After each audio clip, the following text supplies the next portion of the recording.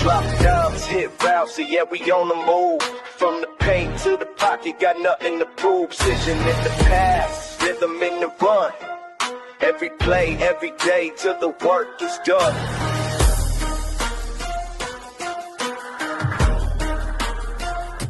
Yeah. Step on the field, I'm reading the D. Eyes wide open, ain't fooling me. Pump fake sidestep, I'm breaking the press from baseline to sideline. I'm bringing my best, snap back, quick glance. I'm calling the play, hoop dreams and touchdowns. I'm making my way, no look behind the back. Fred in the scene, every angle let me shout. I'm chasing a dream. Drop times, hit routes in the deep, no doubt. From the field to the hardwood, hear the crowd shout. Pass it, dish it, through traffic. We find. Hey, what's up, everybody? Appreciate you for tuning in. I don't know. I guess Facebook wants to act up again. I don't know. Facebook on his BS Yeah, again. I don't understand why it does this, but you know, we'll try this again. Hopefully Facebook's good now. But we have a lot we got to talk about. We have championship weekend. We've got NFL honors. We've got drama in the NBA. All that and even much more. Final burn at the end. Obviously, have to stick around to see who will make our final burn. But before we get into all that, got to introduce the crew. First off, upper right, we got Key, always in the building. How are you doing, Key? It's good. It's a Friday night. We about to get hit and smacked with some of the white stuff outside that nobody likes to hear about. So for everybody who's in those states is about to get hit, I hope y'all, got y'all snacks and everything else because we about to get snowed in. I mean, look, somebody who's been up there most of their life, I completely understand it. Now down in the South, people are losing their minds over this thing. So, yeah, hopefully everybody can be safe and keep their power on and all that. What's up, Kerm? Winter storm in Dallas. Yeah, chilling and watching the Thunder. All right. So Jory's having some technical difficulties. We're gonna try to get her back in. I mean, you guys know, internet. It is what it is. Certain areas, it just wants to be temperamental some days. But we're gonna start with the LeBron, Genie Bus family, Laker drama that it is. Story comes out talking about LeBron not being grateful and the whole pressure into the contract extension. Then you look at on the court and the issues that they've been having on the court. You have some fans that. Oh, hold on. We have some fans that are looking at it and seeing, LeBron's the problem. I think others are looking at it as the team as a whole, the roster's a problem. And all of this, the Lakers are fifth in the West. So it's not like they're, the Clippers or one of these teams that are really struggling, although the Clippers have been playing a little bit better. But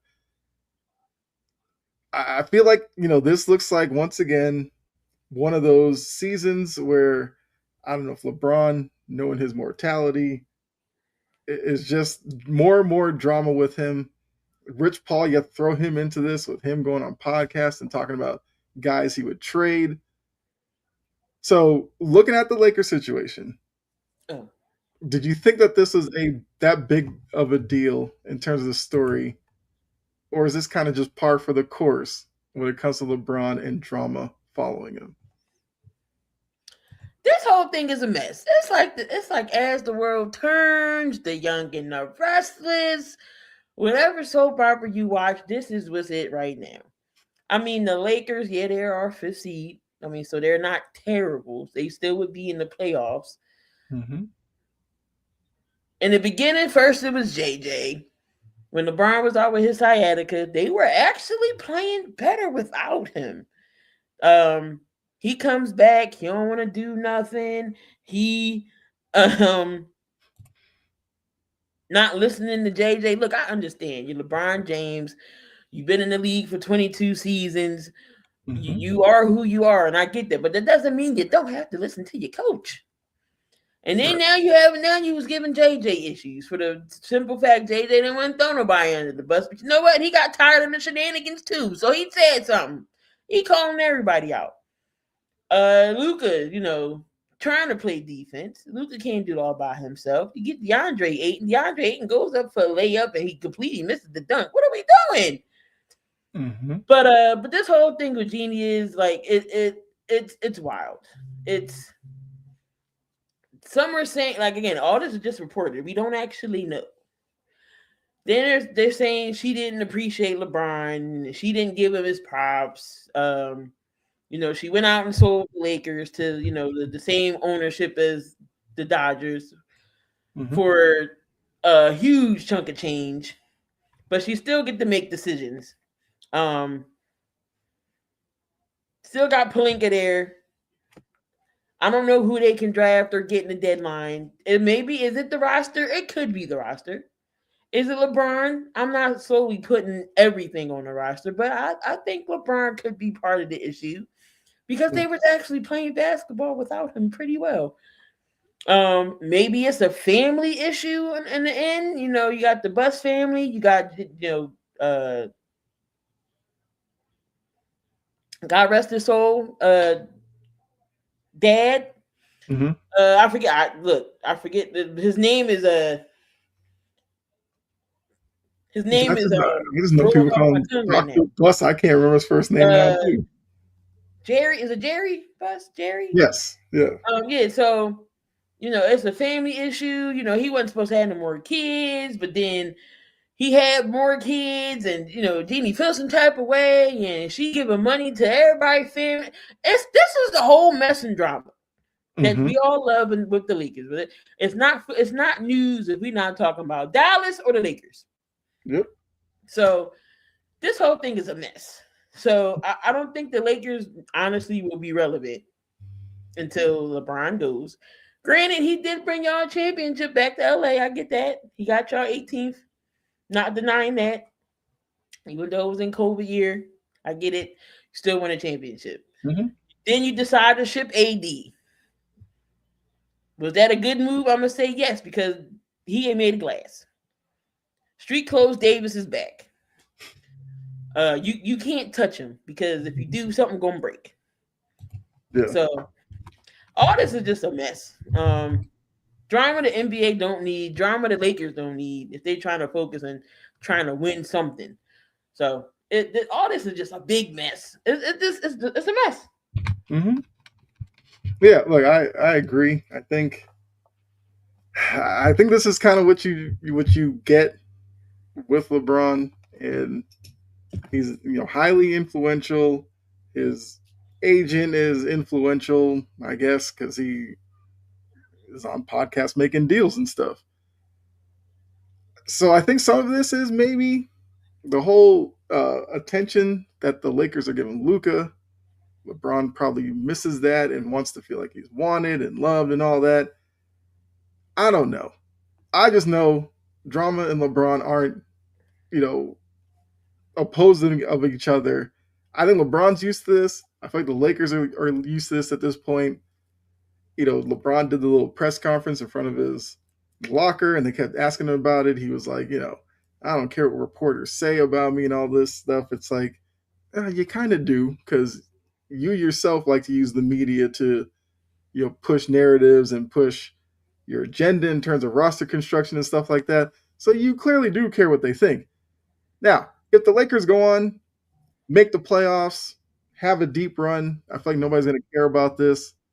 Now, in the offseason is going to be interesting because this year he was making like 52.6 million. For his production, that is a high price tag. I mean, I don't care who you are. You pay anybody $53 million a year, I'll probably need a little bit more out of you. What's up, Anthony? Here's three options for retire, take a pay cut, or a trade. One, I don't think happens. Two, maybe. three, I feel like doesn't happen either, unless he absolutely asks for it. But look, I feel like when I heard the story and all that, I was just like, okay, like it's LeBron. That's kind of just what it is. So, Jory, I know you are a Laker fan. Is your microphone working?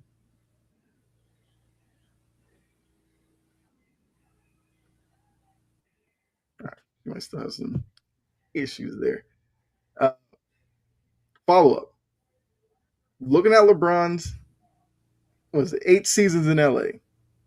Would you say it's been as successful, less successful, or more successful than you thought when he signed there 8 years ago?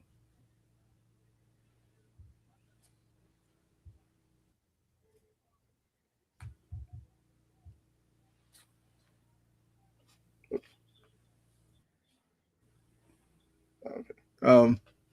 Yeah, Key. I guess was it more, less, or as successful? LeBron's tenure in LA these 8 years. Um,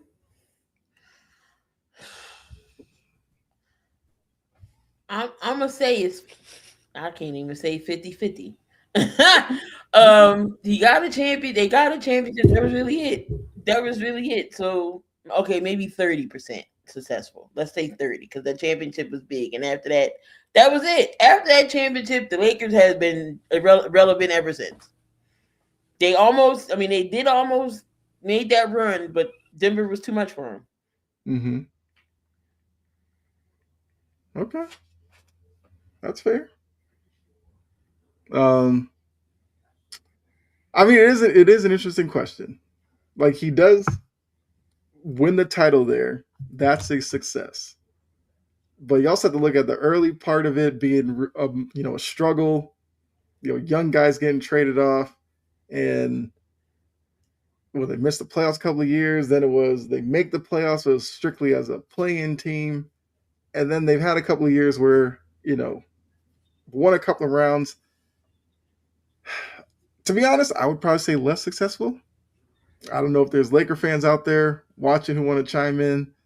That's how I would view it. The one title in 8 years, you probably expected a little bit more, but I mean, I don't know. It's I think it's going to be messy here at the end because of how long does LeBron actually want to play and how much more money they have to like throw at him for him to play in LA when they could probably be using that towards the Luka version of the Lakers and kind of getting players that fit Luka's style. So I think the Lakers are in a weird position right now. And look, maybe the way that this year ends, as I said a little before, maybe that determines what happens. I guess in terms of Anthony's three options, but I don't know. Send him in the sun to Liverpool. Okay. I mean, honestly, I don't think they should have wasted that draft pick on Bronny. Honestly, we already know why they got Bronny because of his dad. But what the hell is Mm-hmm. Bronny doing now? Nothing. Is he Mm-hmm. still? Is he in the G League? They got him down there. Can't even get no burn on the main roster. Yeah. Yeah. It was like Jory said, it's just not working with her tonight. But I mean, yeah, the Bronny thing was a whole mess as well. Like I didn't even hate the pick necessarily because it was so late in the second round. It was just the draft coverage and then Right. them just sitting him on the end of the bench when he could have been the G League, like developing. It's just like if you wanted to take him, fine, but then do what you need to do to make him an actual NBA player, not just sit him on the end of the bench and then when you throw him out there, he's not making shots, he's not doing things that make it seem like he's an NBA player. That part I didn't understand at all. And then JJ's like wrapped in all this, and it's like you feel like JJ just wants to like yell and just like punch a wall with all the nonsense that's going on. But I don't know. So question? Let's just say the Lakers move on from JJ. Do you think he can get another coaching gig? I think he can. I think yeah. I think he has the makeup to be a good coach. It's just a weird situation in LA right now. You probably And be like I better said, out of LA, honestly. it's like they're fifth in the West though. So not like they're having a terrible season. Look, but this is what LeBron brings. He brings expectations. He brings you know people around like Rich Paul who likes to talk. Like it's a lot to deal with. But all right, well, oh, try it again. Hey, Jory. She might as well just switch to her phone. Yeah, Yeah, this is weird. like her audio ain't connecting. Like, Mm-hmm. Well, I mean, strange things that happen. We'll see if it connects. Can somebody But hear me? oh yes. shit, there we go. Hey, We got Jory, you what's up? excited. Yeah, we can hear you. Uh-oh. Oh, there we go. Yeah, we can hear you. I I mean, look, we'll give you moments right now to talk about LeBron and then did get your frustrations out. cry. Okay.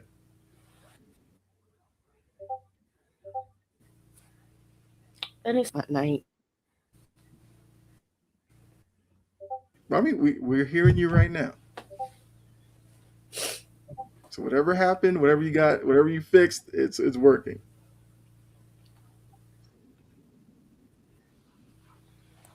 I mean, Saijin's ready for the rant. Okay, Saijin. Because it's like, I've been wanting to pipe in for a good 10 minutes. And I can't even get two freaking words in. Not one. Like, you know how frustrating it is? Yes. You are loud and Like, clear right first now, it was though. Yeah, you are good right now. So I guess, like I said, it's your floor. You can rant on the Lakers right now. King James and his offspring need to march to hell. Both of them. Rich Paul can go too. Jeannie, you done ran this crap into a shit show. You done turned this into a whole ass reality show. Get DeAndre Ayton onto the cover of Charmin Ultrasoft where he damn belongs. I've been tried to tell people he was Sherman soft. Nobody wanted to They believe don't me. play defense. You got his old ass running his mouth. JJ is learning as he goes, which he's getting some leeway. But look, this is a hot mess. It is a hot mess. Mm-hmm. I'm over it. We already know she messed the brothers over twice. I bet they fight every time they see each other. You know Thanksgiving crazy at that house. I'd be tearing them. I'd be wearing them extensions out, man. But like with him, with LeBron, all of this crap started when he came back. I'm like, you shouldn't have came back. Just go ahead and retire. At this point, I'm over it. I'm jaded. I'm watching the Pistons now because the Hawks absolutely freaking stink. They get on my nerve. Too. It's like, get this man off my team before I tune into another game. I'm done. I mean, Because at least how you're not the many one times who. can I say the same thing? He's the problem. Mhm. He's the problem. And Rob has done a piss poor job at roster construction.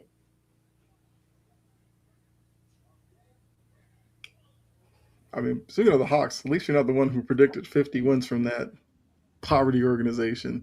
But Jory, as a Lakers fan, can I ask Key this? The LeBron tenure, he's been there 8 years now. Was it as successful, less successful, or more successful? I know it's not more, but how successful has his tenure been in LA? Mildly successful. 8 years with LeBron James, I'm expecting at least 2. I think that's fair. and he legitimed himself into not getting another one. So he can blame himself for that. And just go ahead and go bald, bro. We see more of your scalp than anything now. Let it go. Let it go. Let it go. Or do the Jalen Brown and just do the Sharpie. Actually, Hey don't do man, that. Let it go. my guy does not need to be catching strays like that. He don't do that no more. But I mean, look, give it a couple weeks. LeBron might bust out that 6-inch thick headband again. Not fooling anybody, but do what you got to do. Okay, he gave them mildly successful. I think that's fair because he did win a title. You can't take that away. I guess the last thing I'll say is that I think for a lot of people, what they'll remember it as 7 years where they played a full schedule hasn't really worked out. The bubble year is always going to be controversial to a lot of people. I will say they won a title. You give them the title, but the break and everything in between. Funny that that's the 1 year LeBron's taking them to the promised land. So I think that's going to factor into it all as well. But I'm sure the drama's not going to end because it's LeBron. Whether What's good, it's Gene? still in LA. What's up, Gene? Oh, go ahead, Jory. Uh, just make the reality show end. Let this be season 10 and done. Season 7 of the LeBron James show, and get him off my team. How many times can I say that? Get him and his weird shaped head off my team. Okay. Hey. Yo, he be cracking me up wearing the do-rag. What are we waving up, LeBron? What are we waiting for? Why are you wearing a do-rag? You have nothing to hide. We know more scalp than hair. What are you doing here? Look, I knew I wasn't the only one who thought that. I don't understand that either. Pre-game, he's out there running do-rag on. After the game, he's got the do-rag. He's itching his head, and it's like, bruh, what And he's brushing you his hair, and I'm like, what are you brushing? like we've seen your hair. We know what you I got. know that hurt. At least You know KD what when happens he when bristles hit scalp? It hurt. at least KD when he know he peasy and he want to get it done, he'll cut it low. Mm-hmm. Yeah. Like, Penix loves wearing a do-rag. I don't even know if Penix has hair. I honestly don't He know. does have hair. He has hair. I don't know why hair. he need to take the do rag off. That's actually bad for you. Your hairline get messed up and there. No, he don't need he don't need the do rag. What's up, Tapa? LeBron will never be bigger than Kobe in a Lakers uniform. I mean, Kobe, Magic, quite a few Right. greats that LeBron necessarily has not climbed over yet. But okay, so look. I'm sure this will be not. This won't be the last time we will talk about this. I'm sure Drury will be even more ready for him to leave the next time we talk about this. Hopefully, the next time talk about LeBron, it's a playoff setting. But we already know trade deadline and Or all is that coming LeBron up. saying, I'm done, I'm leaving the NBA. But Go we know sit that's not your happening this year. sciatica having ass down. He need WD down 40 for his joints, and he talking about trying to play for a couple more years. You need to quit now. Now. Hey, I'm I over agree. it. But we know the man. We know he's not going to. He ain't waiting for Bryce. Bryce not really even playing in Arizona, is he? Didn't they redshirt him? But do we And think I'm Bryce? waiting on $1 million. Like, come on.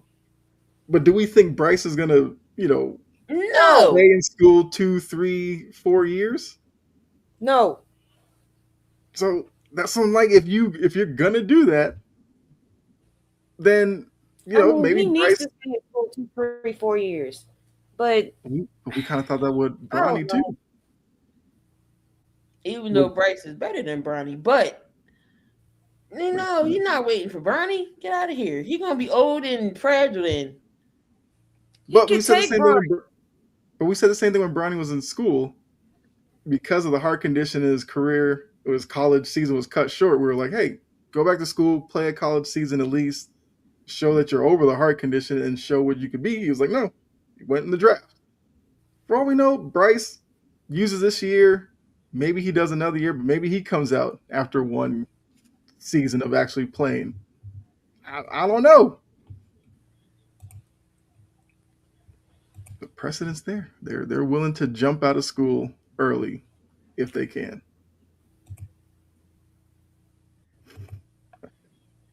All right, next. I'm over all of them. Well, Oh, Jesus. we go from one dramatic situation to another. The other night there was a timeout. Doc looked like he was talking to Giannis. Giannis just walked by him. All that, whatever. However you want to read into that. I feel like that's stuff that kind of happens in a season where you're not as good as you thought you were going to be. The Bucks are in 11th. They're 18-24. Not a great season going on. I think Bucks fans are ready for Doc to get fired. Giannis still makes it seem like he's committed to Milwaukee, but the product on the floor just is not improving. Is it a big deal that Giannis, I guess, ghosted Doc on a little conversation there? And then the follow-up question would be, should Milwaukee and Giannis just split at this point? Yes. Just give it up. Trade Giannis. We tried to tell Bucks fans how Doc is. Trust me, I know how Giannis feels. I know, I understand it. His rotations, he don't want to play the young guys. He draw up some dumb behind plays. Giannis said everybody's selfish.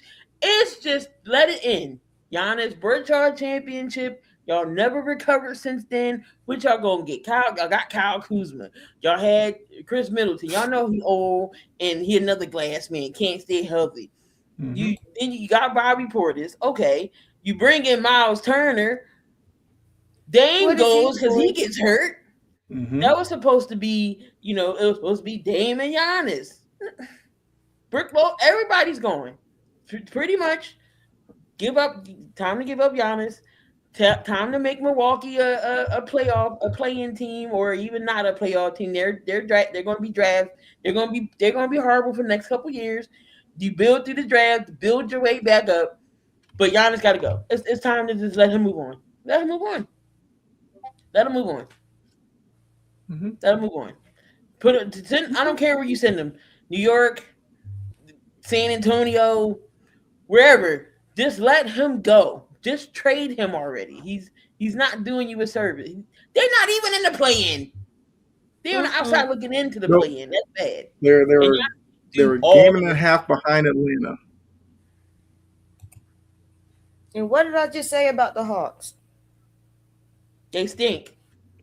Exactly. Yep. Yeah.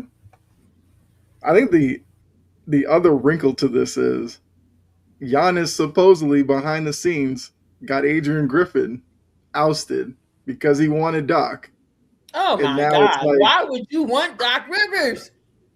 I mean, that was like the reporting that Giannis was all aboard Doc being the coach there.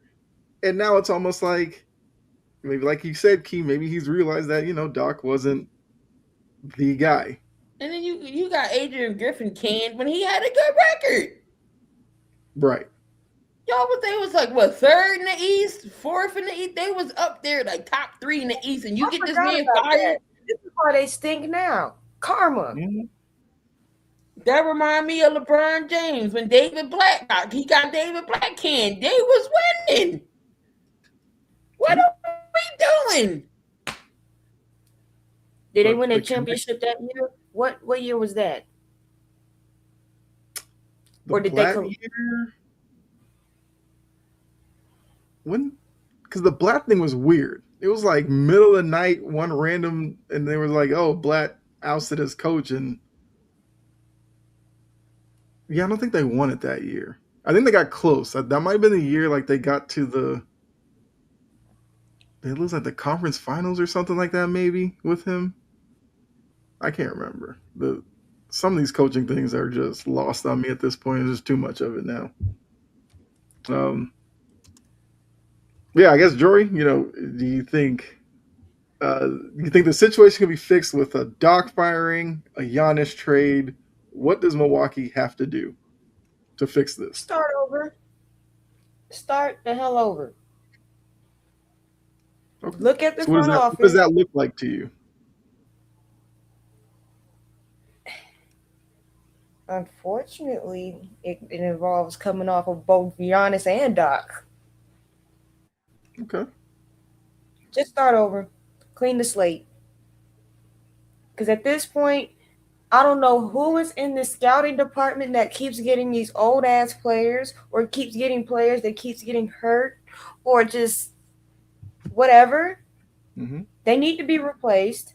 They need to, you know what? They need to do what the Falcons did. Hire somebody to tell them what's wrong with them. Even though you can pay me to do it for free. The front office is kind of Doc stinks. The rest of the team outside of Giannis stinks. Mm-hmm. Like, I feel bad for those fans. They don't deserve that. It was This fall from 2016. grace should It not was have, 30-11. 30-11. That he got fired. Crazy. and it's karma because you don't do somebody like that, Mm-hmm. and that's why they stink now.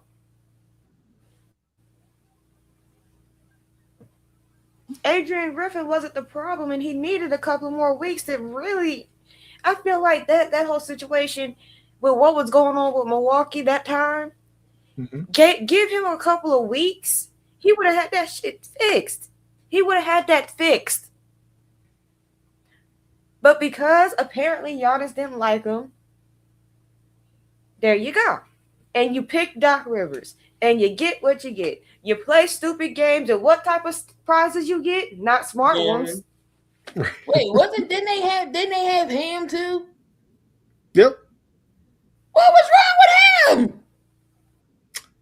Well, it was Ham an assistant, and then took the Laker job when.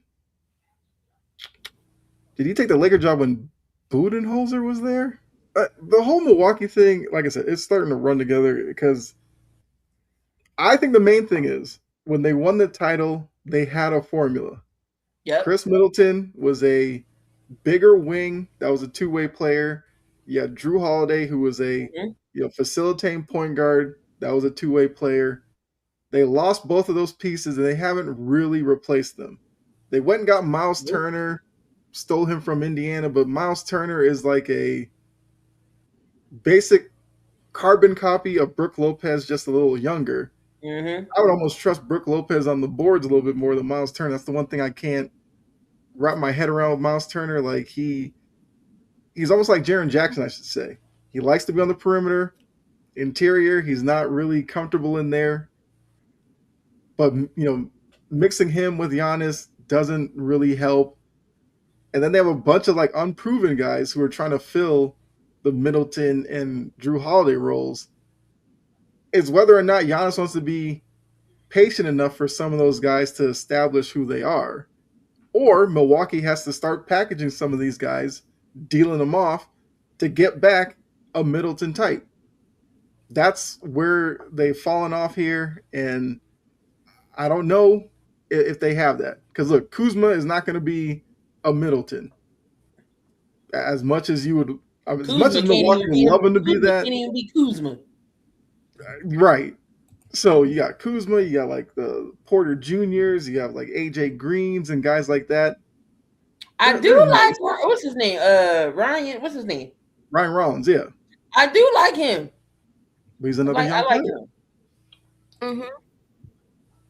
Got Grayson Allen. Yeah, Grayson Allen. Look,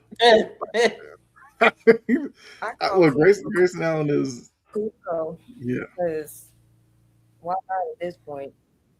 Mm-hmm. So I just think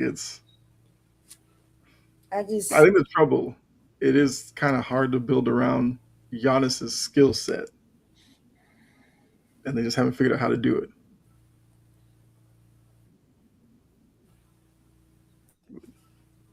Oh, go ahead, Jory. I don't know if you were trying to say something. Wow, I didn't mean to cut you off.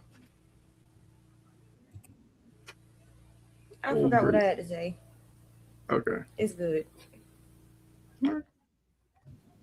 So you're down for a full rebuild. You're saying to trade Giannis. Start over. Just start over. Blow it up. Just start over. But first, you gotta get rid of Doc and you gotta get rid of Giannis. Y'all can get a haul for Giannis. Start over. Okay. I mean, there are the reports that Mhm. Milwaukee's trying to add. I don't know if they're going to add. Adding what? There's nothing to add. Giannis is your piece to move. There's no putting players involved with Giannis. Leave it. Y'all can get 99 million first round picks for Giannis. And then that's your future right there. Y'all have to build to the draft. Look what OKC has done. Look how they've done it for so many years. It's drafting that matters. You got to get the young guys in. You can't have the old. It's not about the old farts no more. This game is evolving. It's faster. It's flashier. It's nothing old about this league no more. Get Giannis out of there and start over. Y'all gonna get half y'all picks there. Okay. SmackDown is dry burn. If you don't do it now, you're gonna regret it later. Well put.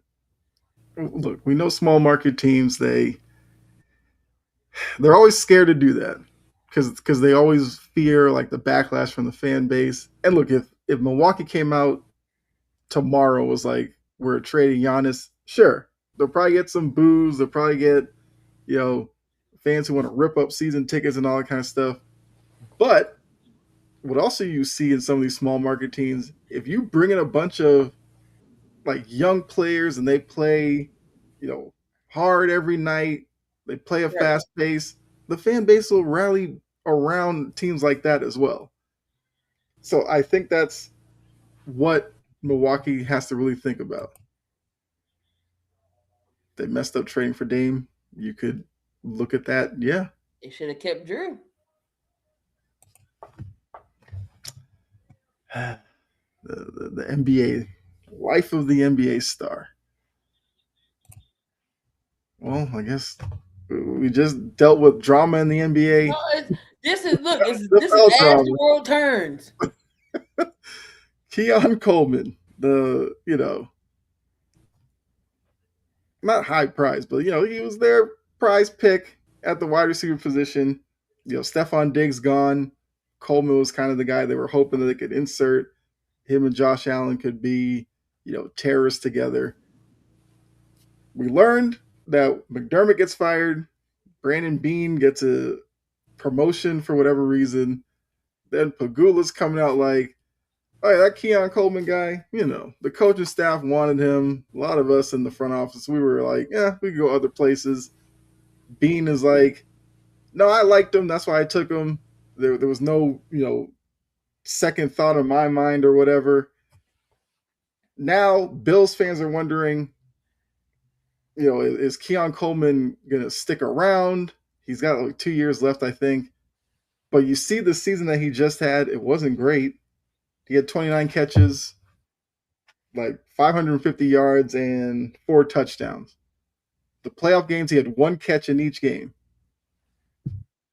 No, one of them was a touchdown. That is true. So, productive with what the limited opportunities that he had. I guess it's another situation where you look at it as, with the comments coming out, if you're Keon Coleman, like, how are you supposed to feel about Buffalo? I wouldn't want to stay there. Y'all are crucifying this man's confidence. Here he is coming out of college. He's going to play with Josh Allen. But first off, let's go back. Let's rewind some. Mm-hmm. McDermott gets fired. They could not get over the hump to save their life. Was that McDermott's fault? Sure, he has something to do with it, but it's not all on McDermott. You know why it's not all on McDermott? Now that I'm sitting here analyzing things, McDermott is not the one that should have been fired. It should have been the GM. What have you done to give the Bills some playmakers for Josh Allen? Cooks, he's not a threat. Keon Coleman, he's a number two at best. Cooks is a number two at best. They had Diggs. Okay, that relationship came and went. I felt like Diggs was their number one. He was the only number one. And then you get Shakir. Shakir's not a number one. I love Shakir to death. He's my favorite player on the Bills. Shakir, I love Shakir. Not a number one. Gabe Davis, not a number one. Y'all not getting this man no receivers. None. Y'all got y'all tight ends. Dalton Kincaid and Knox, they're great. Got your running back. Got James Cook, good. You got some pieces on defense I think y'all should improve on. Offensively, who the hell is Josh throwing the ball to? And he hasn't had no all-stars, no Pro Bowlers. Since Josh Allen's always going to the Pro Bowl, that's really it? What are we doing? I don't think McDermott was the issue. Should have got rid of the GM. And now you got the owners coming out throwing Keon Coleman under the bus. How are you supposed to feel? Time to change scenery, Keon. Go somewhere else so where you'll be appreciated. Are you a number one receiver? No. You can be a number two somewhere and fits in somebody's system just great. In my opinion, I said Chicago. Hear me out. Okay. Let's just say Chicago don't bring back DJ Moore. And they want to go into the future. I mean, with the younger guys, with Burton and Roma Dunze. Plug Keon Coleman in as your third receiver.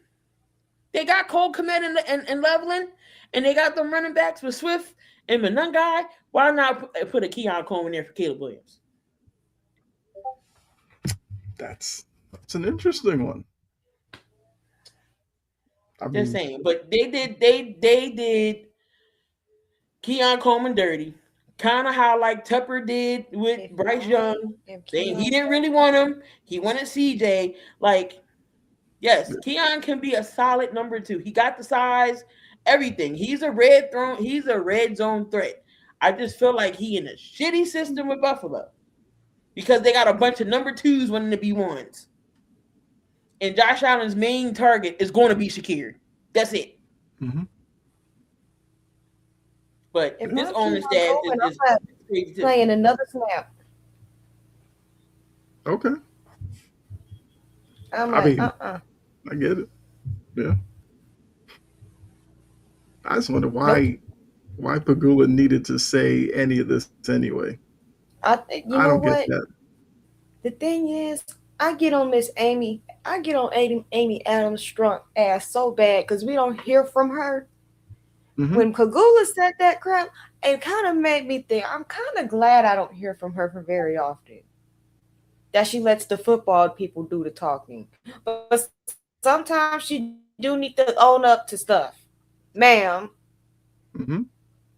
I understand you, Jerry. Because my owner ain't a football guy either. He lets Howie do everything. I'm glad that she simplified the front office structure instead of that dumbass collaborative approach stuff. And then you turn around with Pagula pulling at Amy, doing almost the exact same thing. I'm like, bro, did you not see how that ended for that? It starts with firing a coach that you don't need to be firing. Mm-hmm. Then you're going to go through a GM. Then you're going to go through another coach. Then you're going to go through another GM. And then you're going to go through another coach. And then da-da-da-da-da. It's called dysfunction. And then you got the owner with his loose lips talking too much. Loose lips sink ships. And you just did it here, you cupcake. Like, you didn't even let the man even attempt the question. Nobody was talking to you. They asked that to the GM, not Pagula. Mm-hmm. And you have to interject, make it about yourself. And that's why, and the fact that they said that, and I'm like, why would Dayball want to be a head coach there now?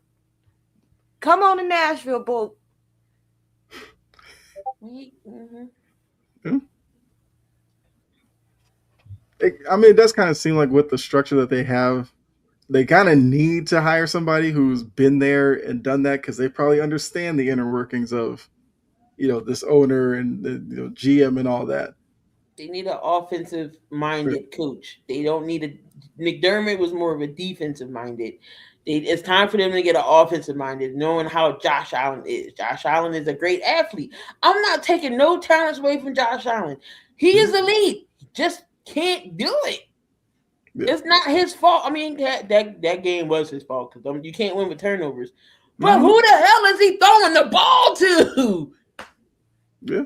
Me, you, and juries who he throwing the ball to. Number 2 receivers. Where's the threat that can go downfield? Nowhere. Yeah. Side note, McDermott was fired after the playoff loss. Well, sure. They fired McDermott Black Monday. They was like, nah. The day after. The day after, we're gonna relieve you of your duties. They probably got his key card after that game. They said, don't even go to the locker room, just go home. Should have did that with Sirianni. But that's what they did to him. Give me your key card. We'll mail you your check. Don't even go back to the locker room. Just go home. Yeah. I knew it was a matter of time that Eagles fans were going to get tired of Nick. Yeah. What? I mean, Nick has to be careful too. Really, Bills? Phillip Rivers? Really? Phillip Rivers? You really going to give Phillip Rivers an interview? You right. Look, like we're going to talk about the coaching carousel, but yeah, talking about the Bills now. That was not something I was expecting. Like if you told me like the Chargers brought him in for like a QB coach job, I'd be like, okay, he's the Chargers legend, fine. He comes back, plays 3 games. Yeah, he comes back, plays 3 games. He has like an interview. He's like, yeah, I'd love to coach in the NFL one day. And that gets you an interview in Buffalo.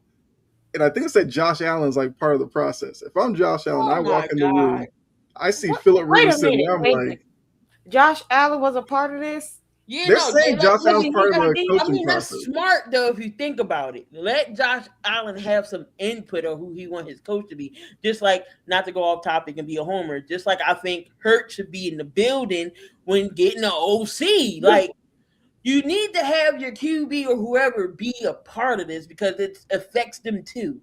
So yeah, Josh Allen is in the decision, in there when he's coaching decisions.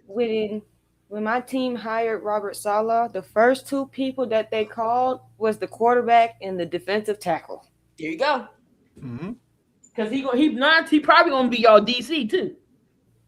Yeah, he calling plays. That's why Denard Wilson had to go. Yeah, see that makes sense in that situation. Dayball, you don't want nothing that goes on in Buffalo right now. Come on down to Nashville and help Cam. Cam's the number 1 pick too. Yeah. I mean, look, your best hope for that is Buffalo just promote Joe Brady. Pretty much. Yeah. I mean, they're looking for a coach, and then the owner comes out and says this. Between them, they just made their job so much more unattractive. It's borderline down to where Cleveland is. And with Cleveland, they got people saying, no thanks. Yeah. I don't think it's Cleveland bad because I don't know who in their right mind want to go there. Well, we will get into the Cleveland situation because that's just a whole other thing. Because say what I've said in other chat streams, and I heard Rivers, I was laughing. I think I pissed myself. I had to run to the restroom to check myself. I mean, look, I'm one of those who's like, if you get new names out there, I'm all for it. Phillip Rivers was not a name I was expecting. And the only thing that would be funnier than this is if they like announced Phillip Rivers as the coach, and then I would literally come on here and say, Vrabel and Drake May broke this franchise to the point that they don't know what they're doing anymore. That's the crazy part to me. They ran the division for like 6 years. Obviously, they didn't turn it into any championships or anything. the 1 year you don't lose a division, y'all have crumbled around Josh Allen and James Cook, because James Cook is a good player. Feel bad for him as well with all this that's going on. But I don't know what Buffalo's going to do from here. I don't know how you walk this back. Like, if you go to training camp, Keon Coleman shows up the first day. What are you telling him? Oh, don't worry about those comments we made. We were just venting a little bit. It was taken out of context. Like, no, y'all just ruined a young wide receiver for no reason. Jags on a fire. Trent Baalke. They tried to break the man. Don't let this break you, Keon. I like Keon too. Keon is you got to get up out of it. He has a great personality. I like him. Mm-hmm. We'll see if the offseason leads to Chicago. Just terrible. Now you see why the Bills ain't never won nothing. Mm-hmm. 4 straight Super Bowls, couldn't win nothing. Yep. And now they have a generational talent, as some would say, in Josh Allen, and they can't win it. Also, the Phillip Rivers thing was hilarious on First Take, because with Cam Newton, you knew Cam Newton was going to run with that story. And Cam was just like, you tell me I can't get a coaching job then? If you're going to interview Phillip Rivers, come interview me. I was like, Cam, I knew you were going to go that way. Nobody's going to interview somebody who got hair that got... nobody's going to interview somebody... retirement. Right.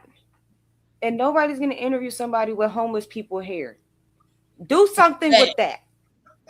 This is true. Mm-hmm. Well, it was a funny conversation.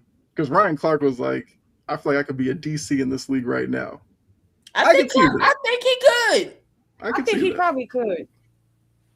But Cam? Cam, I need Cam to be quiet. Cam is still salty about how his time ended with New England, and now he's just going to be on the forever I'm going to hate on New England and what they got going on train. Like, bro, did you not forget? I'm back. You sucked. Right. We saw this. Yeah. Sidon says, sorry guys, but I think the Bears and the Jags are going to make some serious noise next season. Bears, yes. Jags, no. There you go. Keon goes somewhere else and has a George Pickens type of year that will be the most laughed at franchise. You know what, Keon? I need a wide receiver. Look, come on. Because DeHaan Dotson's leaving. Come on over here. You get your cheesesteak. They made him available. Yeah, plenty of teams would try to get him out of Buffalo because he's young. He's got good size for wide receiver. Also, Buffalo threw Slay underneath the bus too. They said, "Oh well, when we got the rights to Slay, I didn't know he wanted to play for one team. Y'all don't pay attention. He's been saying this. Mm-hmm. He don't want to go nowhere. He went to Pittsburgh because he was still in Pennsylvania. He didn't want to go to Buffalo because he don't want to be away from his kids and he got uproot. Mm-hmm. Should have just let him go. We would have gladly got him back because that was the plan. Mm-hmm. Yeah. And so guess what? He ain't playing for y'all. How about that? He said, nope, mm-hmm. I ain't coming. Buffalo, man. I guess last question before we move to the next topic. Buffalo window, championship window, where do you have it? Gone. Closed. Done. Okay. I'm not going to argue against that. And because theirs is done, oh, Dr. Featherbrain, if you're listening to this, go ahead. I'm telling you, because if the Bills Super Bowl windows is closed, guess what that means? The purple pterodactyl Super Bowl window is closed. They fired their coach too. They didn't let him resign. They fired him. So, yeah, I'm really ready to start treating the Ravens and the Bills like they're the same, because they are. Okay. Just the Ravens are better run. Right. And as of right now, Ravens at least have a coach. Buffalo, we'll see. Doesn't. Joe Brady is available now. All right, the coaching carousel. There's been some seats filled since we last talked, but just to update, Harbaugh with the Giants, Kevin Stefanski with the Falcons, which we'll get into that one because, yeah. Minter, Jesse Minter, the DC from the Chargers, is now the Ravens' new coach. Robert Saleh has taken the reins with Jory's Tennessee Titans, and Jeff Hafley is the Dolphins' new coach. Which means we still have openings with Buffalo, the Cardinals, the Raiders, the Steelers, and the Browns. Oh, Tapa said the Ravens draft better. Yes.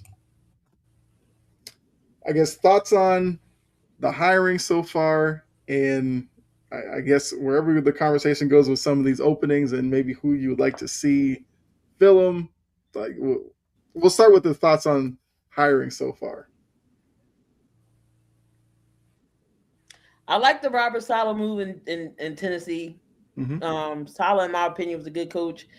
It's not all his fault what happened with the Jets. The Jets is just a bad organization. Jets just in the season. I honestly thought Eric Glenn was going to get robbed and going to get booted. But again, when you get a coach where these poor ran teams, you can't fire him after one season because you at least have to give them a 3-year window. 3-year window. If they can't turn it around in that third year, okay, that's when you can be like, okay, you know what? You couldn't do it. You know, your service is no longer needed. But Tennessee, I like that Robert Saleh pick. He's a good defensive minded guy, so he'll get that defense good. Tennessee's defense wasn't bad, so I think he'll have a good relationship. They just stayed on the field. So I like that. And then if Dave will get his act together, go ahead on down to Tennessee and be good. That'll be good. Him and Cam together, I think that would be good because he worked with it. You see how well he did with Dart. So I wasn't mad at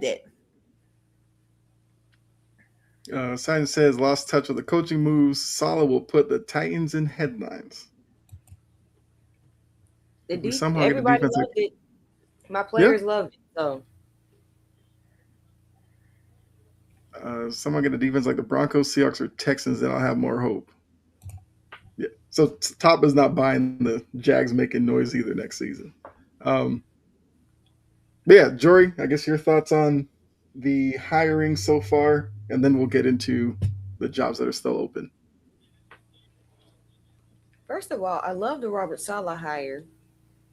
I'm glad they made the hire because if they had chosen the other option, you saved my room from in a complete disaster bomb happening. Because when you say conniption fits, if they had hired Matt Nagy, I would have been so discombobulated. I would have had a whole. Y'all would have had the 5150 me. They would have the 302. Yo, Laura, we would have to come down there. Kyle would have to go get Jury out of the psych ward. Yeah. I'm so glad that they made the right decision. They made the right decision. I was really irritated because they were taking too damn long. And then I hear the statement that Robert Saleh made that he wanted to be in Nashville, that this was an ideal location, and da-da-da-da. I'm like, now let's not mess this up. Andy hates a divisional rival. Andy hates a divisional rival. Yeah. Oh, yeah. We're finna look, Tapa, we good. But 2 times a year, I'm going to be mean as hell. I'm warning you right now. 2 times a year, I'm going to be mean as hell because my coach don't like you. He really don't like Yo, y'all. that's gonna be a hell of a matchup twice a year. Oh my god, what the hell happened? Man, I actually don't know what what was happened. it? Salah said something. Salah started it. I think it was Salah who started it, saying something to Cohen. I'll have to look that up because I actually don't know. Um, yeah, because they had a little interaction on the sideline of the 49ers Jags game. Yeah, he definitely started it, and that's definitely that. If you know anything about how my team acted when we were good, we definitely started a lot of stuff. As Baltimore, Hmm. we So I stood on found their it. level though. I found where it started. It started between a Jags Niners game. Salah made a comment that Cohen was sign stealing, and that led to a heated exchange after the game that the Jags won. So there you go. Yeah, top was some about hand signals. All right. Well, they can fight it out 2 times a year. Yeah. Okay. Uh, so the jobs that are open. Actually, let's talk about the Browns because the Browns situation is embarrassing in so many ways. The Browns are now known more in their coaching search for guys who just told them, "I'm good. I don't even want to do the interview." To the point where they might be left with just promoting Jim Schwartz, the DC, make him the head coach, and just end this nonsense. Yeah, because ain't I nobody don't. want that job. Who the hell want to go? Nobody want Cleveland. Then nobody want to deal with them Haslams. Nobody want to deal with that. Yeah. And they might as well hire somebody before more people just tell them no. Mm-hmm. Um, I mean, just stop embarrassing yourself at this point. Who told them no? Jesse Mentor, Mike mhm, McDaniel. mhm. Then did Clint Kubiak tell them no?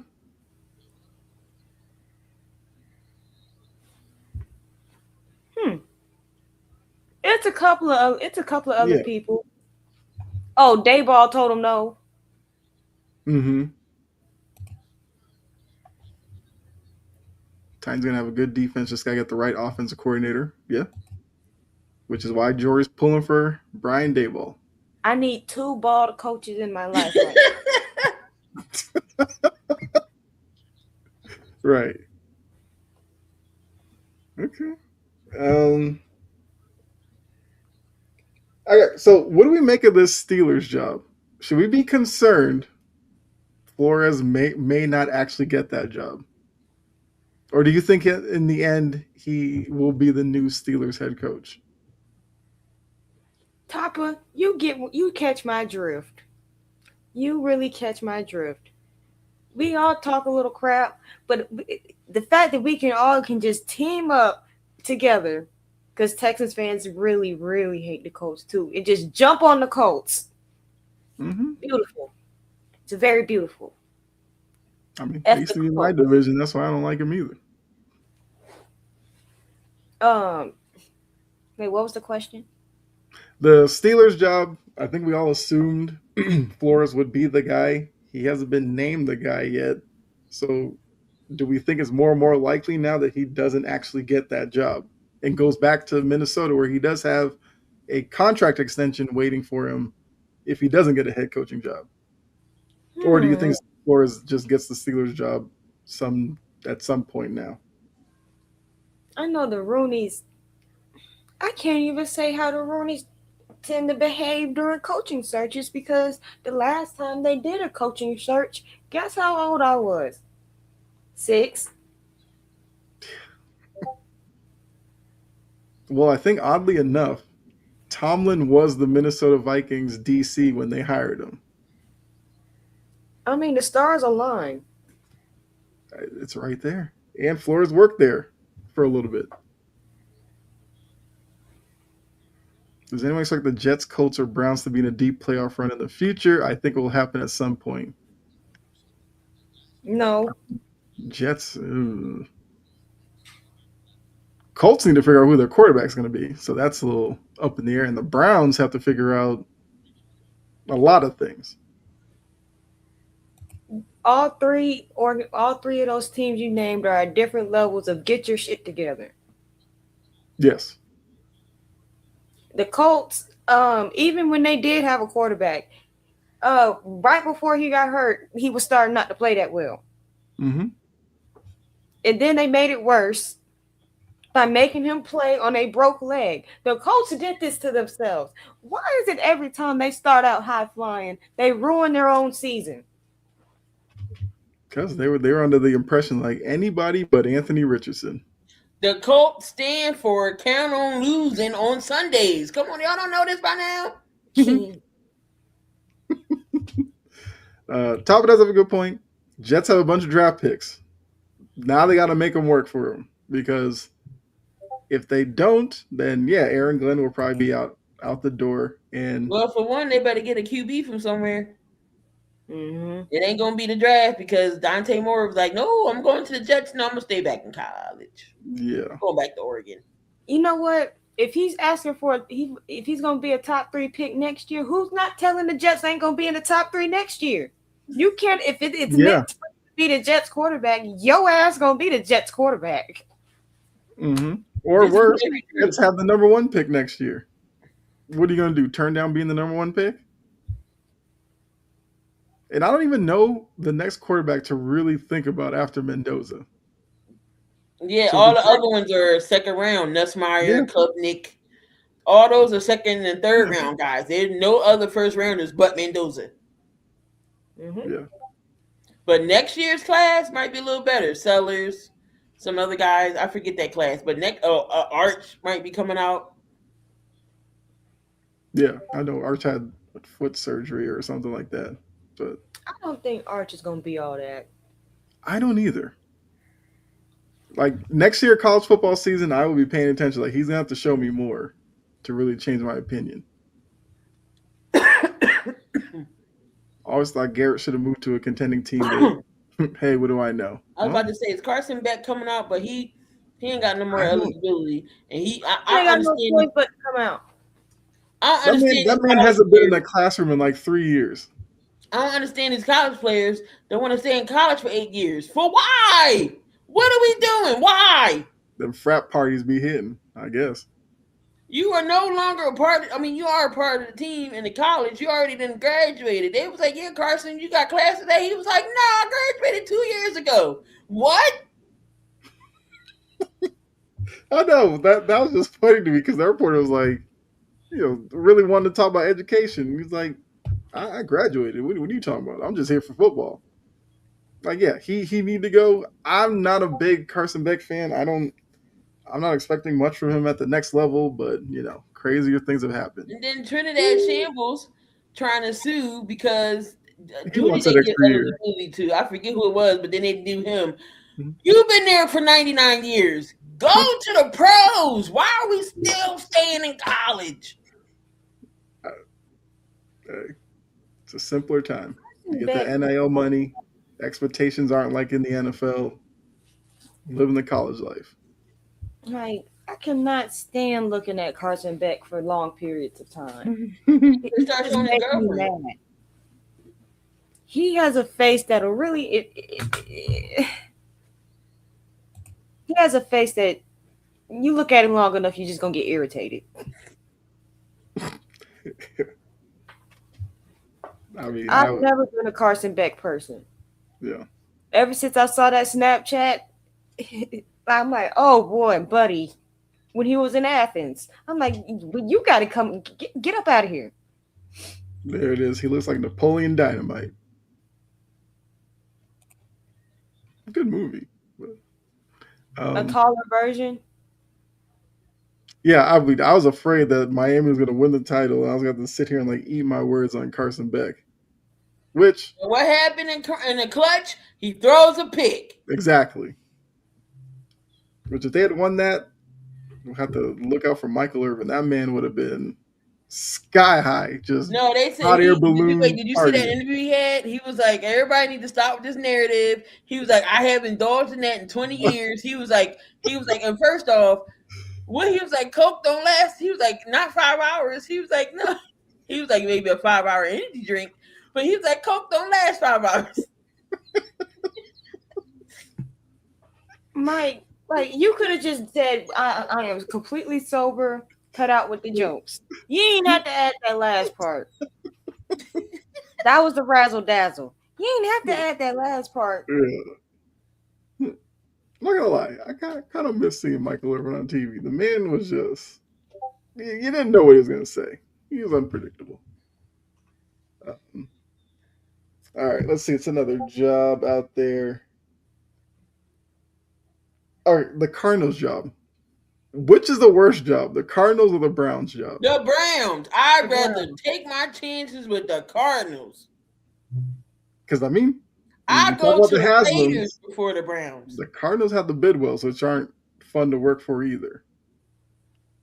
I guess you have Kyler, but Kyler's not going to That's be a like you draw. asking me, do I want to go to the fifth circle of hell or sixth circle of hell?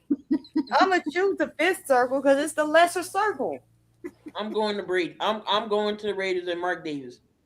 Nope, I ain't yeah. doing that.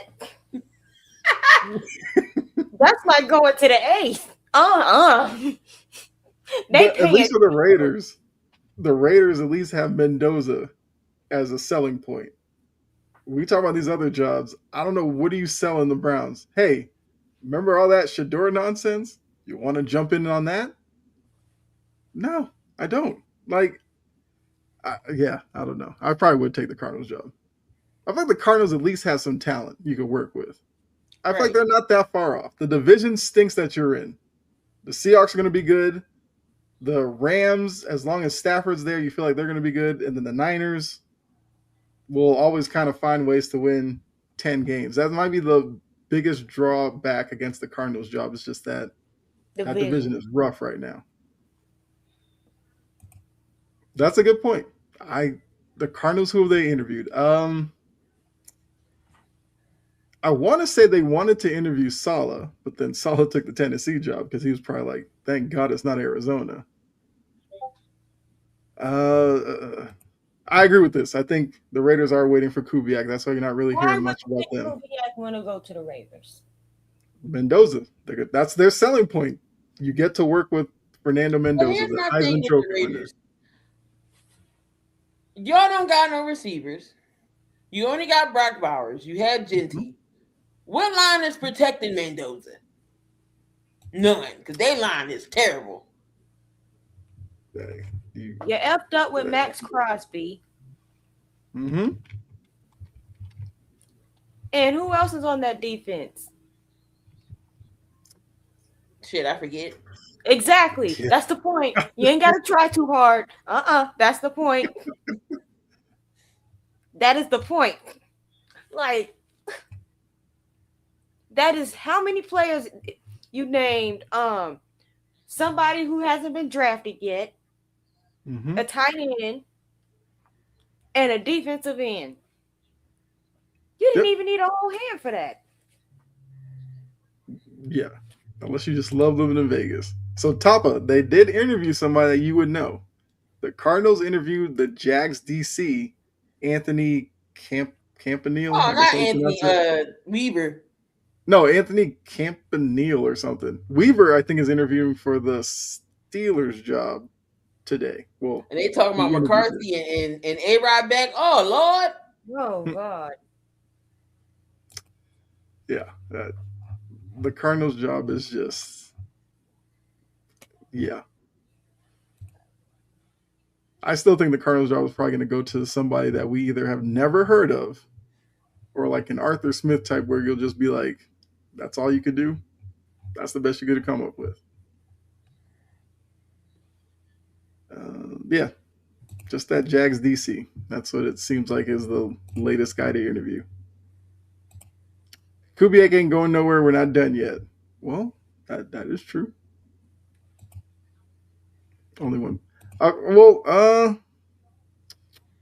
feel like they interviewed other people. It's just whether or not I can. All right, here we go. I can tell you in a couple of seconds here. So Anthony Campanile, they interviewed Joe Brady 3 days ago. Let's assume that didn't go well because Brady didn't get hired. They interviewed Mike LaFleur, and they did actually interview Robert Saleh last week. Jeff Halfley interviewed there as well.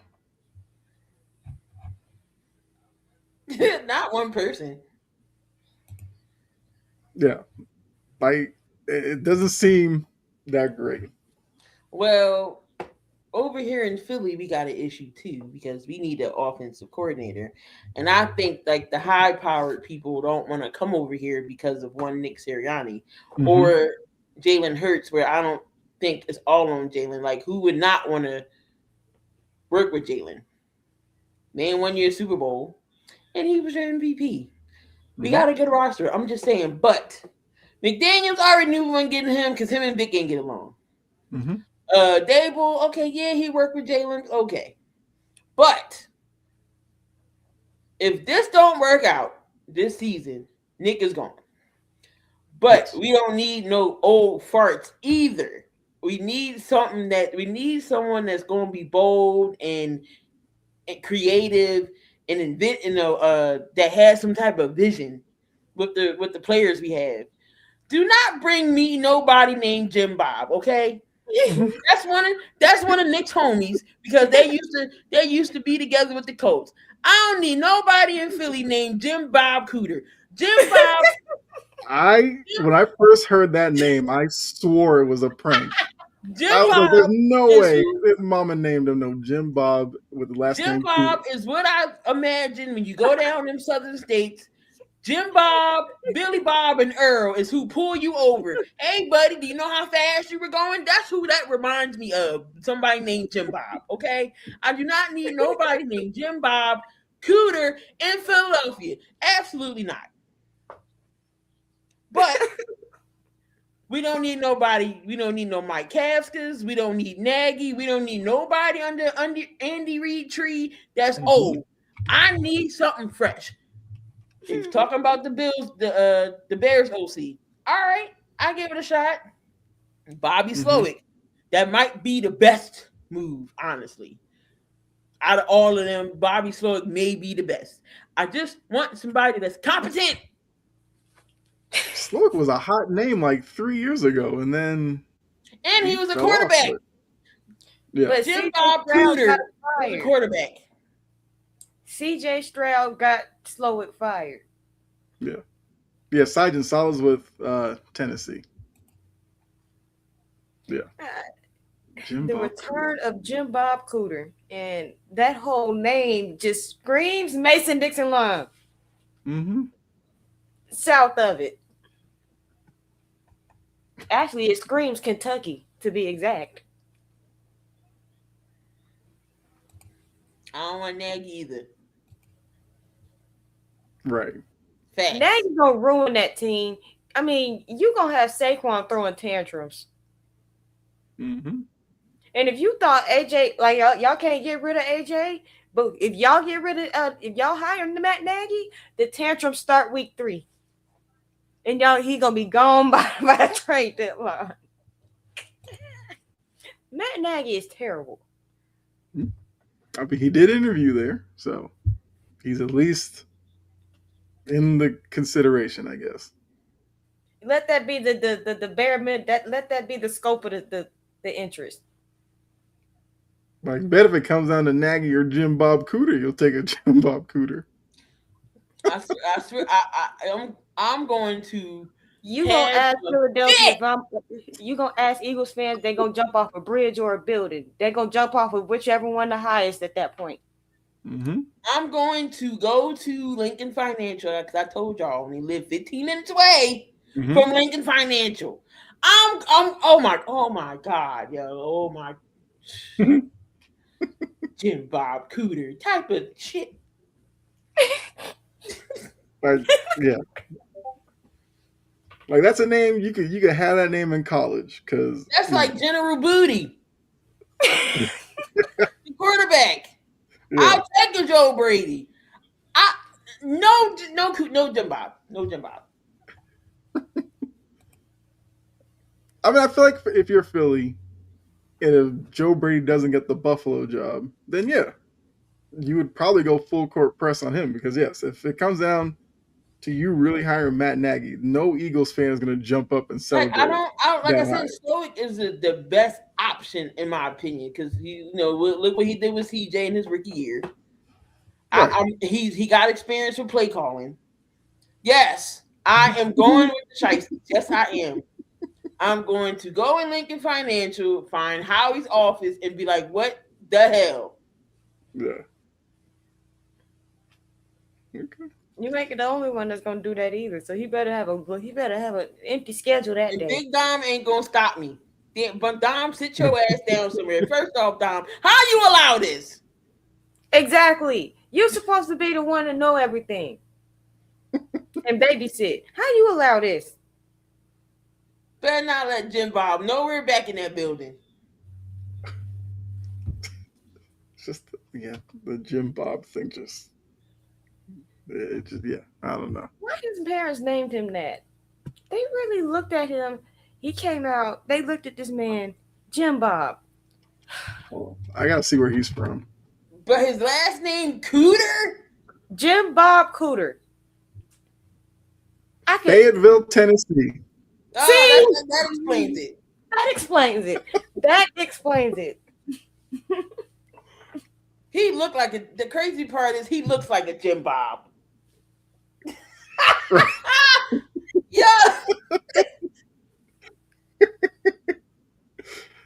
Yeah. If you did a multiple choice and Jim Bob was one of the options, you'd be like, they But named his that man. parents got civil name, Lance and Ellen. Where did you get Jim Bob from? Jim Bob from that. I don't know what a foul is. Okay. His name is James Robert Cooter. Go to that. That sounds a lot more professional. That's where Jim comes from. Yeah, go by that. I'd rather be James Robert. Jim Bob. Nope. We gonna call you Jim. You just completely went nickname Jim Bob. You are not a hee-haw. Stop.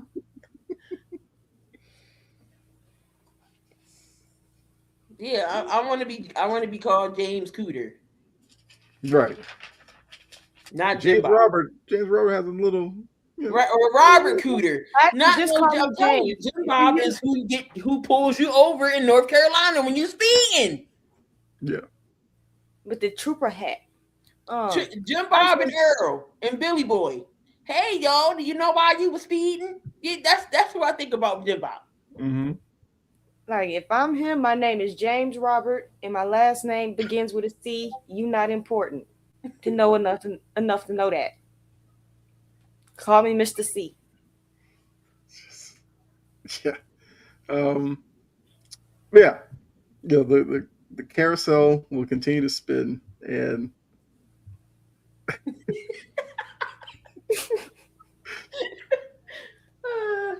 because y'all remember the Martin movie Nothing to Lose when he was yes. Remember the cop pulled him over and he shot in the back of the car and the other cop was like, "Oh hey Earl, that's who I think about."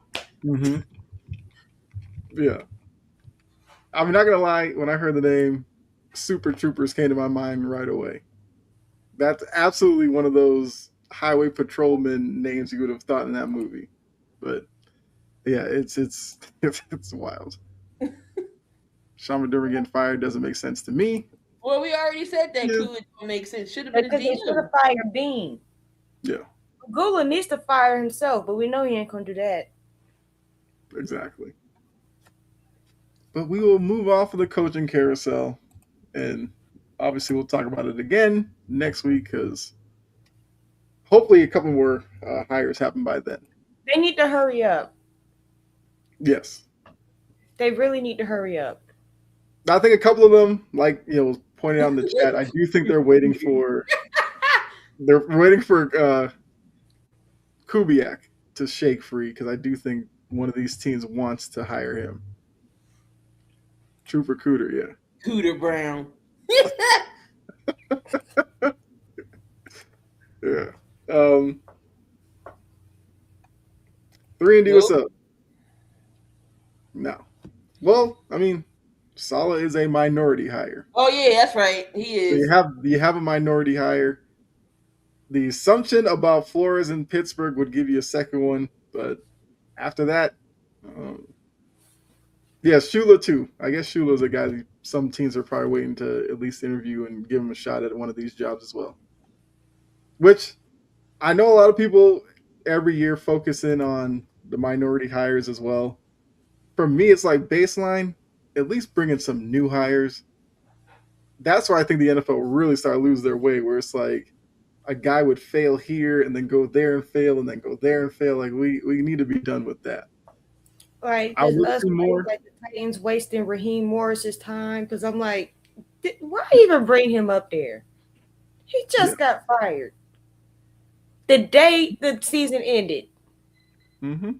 They didn't even wait till the day after. Yep. Yeah. Oh no, I think Josh McDaniels is done as a head coach. He didn't have chances. Yeah, no, he's good as the OC. Yeah. I think if McDaniels was going to get interviews, you probably would have heard his name at some point already. And I think that was kind of the draw for him to take the New England job. Yeah, Raheem Morris would make a good coordinator. He's not a good coach. Yes.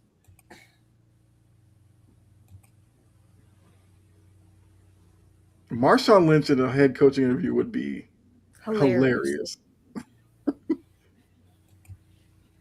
Pac-Man Jones. Haven't heard about him in a while. But oh my God. Can you imagine Beast Mode as a coach? Oh my God. He could be a running back coach. I think that would be I think he could do it.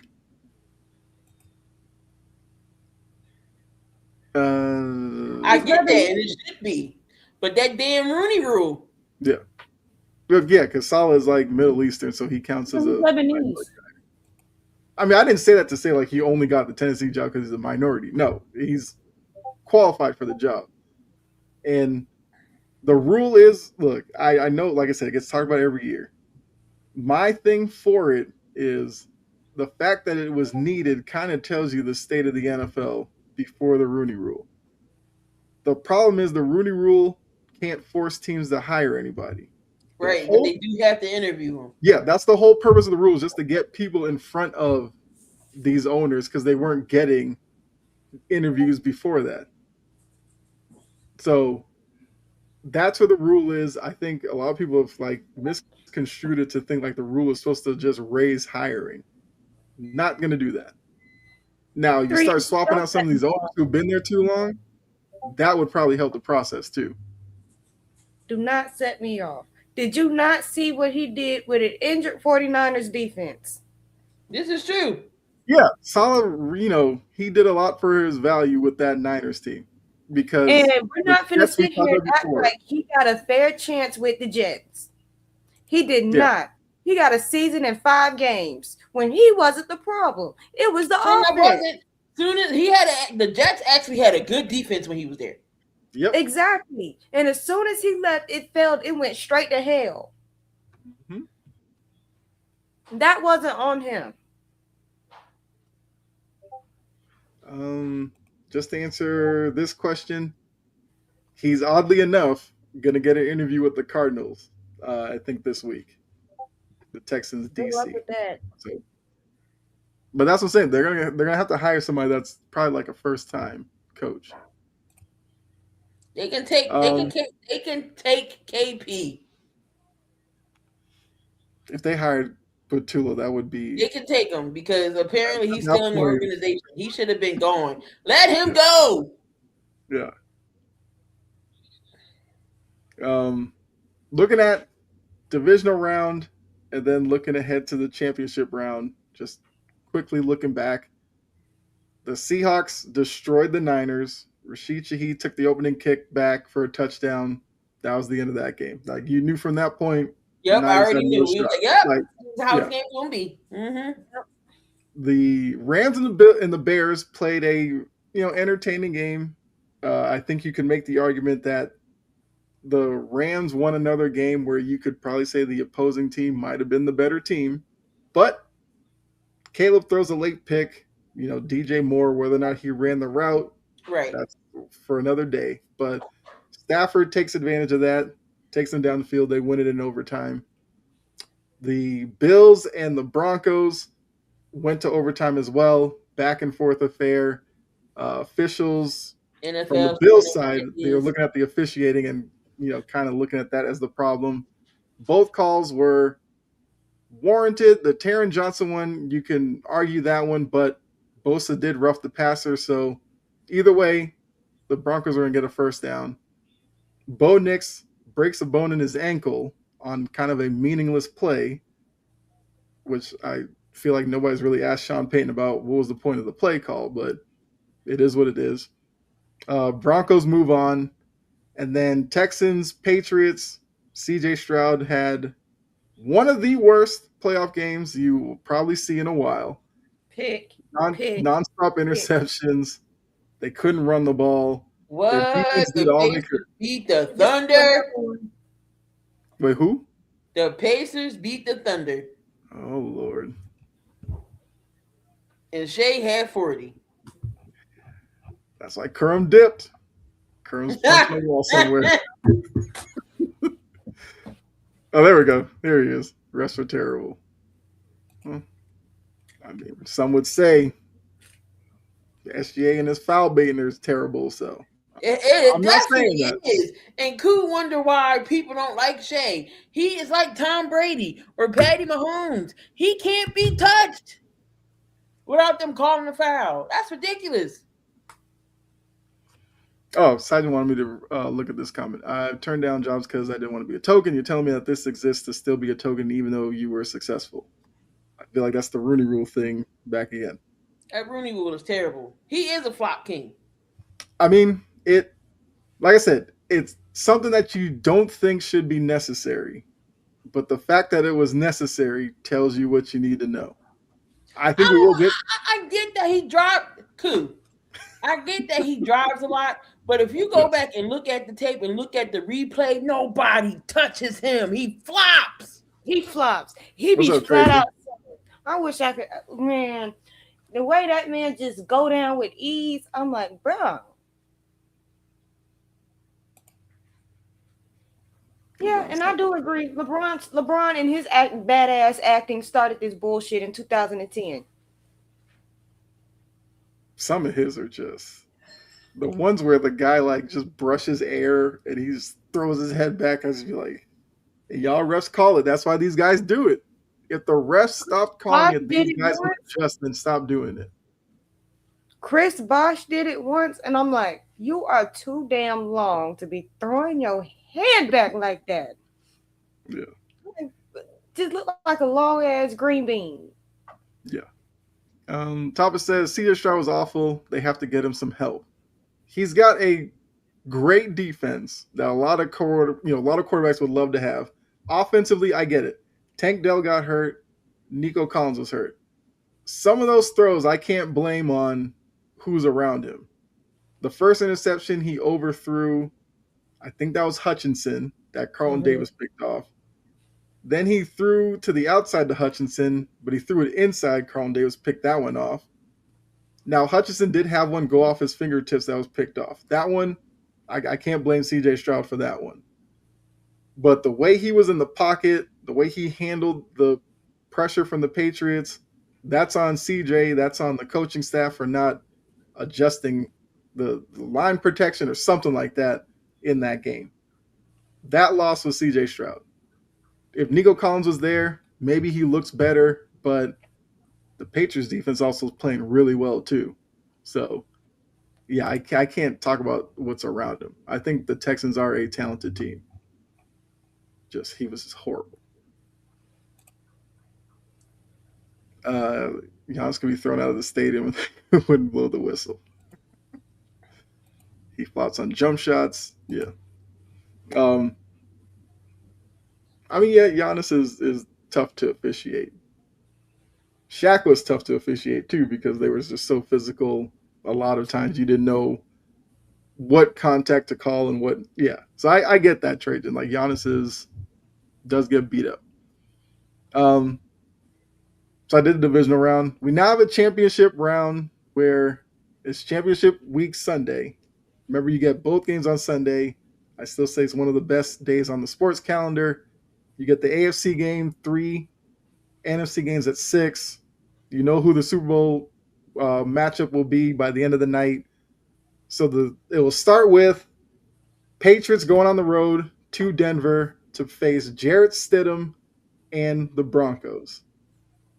Looking at that matchup, do you give the Broncos a chance with Stidham, or, as I have said, if Sean Payton is this great offensive mind as people say he is, should he not have a plan in place to make Stidham look good? You Good would enough to win that game. you would think he would have some type of plan. I mean, I don't think Jared is complete trash. I Right. think he's been around enough to know the game and things. So I mean, if I'm Patriots fans, I still wouldn't take I still wouldn't take this as an easy game because you never know. Stidham might come out and ball out and shock everybody. But I'm going to go with the Patriots. They've been consistent the most, except the last game. I mean, it could have went either way with them turnovers. Mhm. Drake May just got to be better with the ball. Um, I'm gonna take the Pats here, and I'm going to take the Seahawks to beat. I think the Seahawks can beat the Rams, but something tells me now my money pick them because it's for money here. I did take the Rams and Pats, Mm-hmm. but for this purpose, I still think the Seahawks can get the Rams because I like what the Seahawks doing with that offense, defense. I know Charbonnet went down. Yep. That was a 1-2 tandem, but Walker in up and down Yes. San Fran's Yep. defense. I don't know. But I think that's going to be a good matchup. This is going to be their third time playing. That's a division rival right there. That's it's going to be an interesting game. But for money purposes, I took the Rams. But I think the Seahawks can do it. Okay. Jory, how do you see both matchups going? Are you going to take the underdog Broncos with this backup quarterback, and then who do you have in the NFC?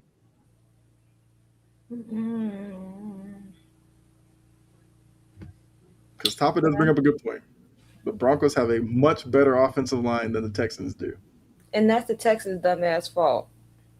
Yes. We're completely redoing it. Mm-hmm. Thinking that they just gonna come out playing well week 1. You readjusted everybody. Not a piece or two. Damn near everybody. Mm-hmm. I have the Patriots. I just really want the Patriots to win out because it'll prove to Amy that Vrabel didn't need to be fired like he was. Lady. That's I just really want her to eat crow. In order for her to really eat crow, he has to go to a Super Bowl. Mm-hmm. Okay. I mean, some Titans fans probably want Denver to win, but I see where you're coming from. If only everyone had a backup quarterback like Malik Willis. Pats over the Broncos. All right. Oh hell no! I'm sorry, I just saw something. So Legos and Crocs are teaming up to make Lego brick Crocs, and they're gonna be $150, and this is what these shit's gonna look like. If you don't get that, Why would you think that's gonna be comfortable?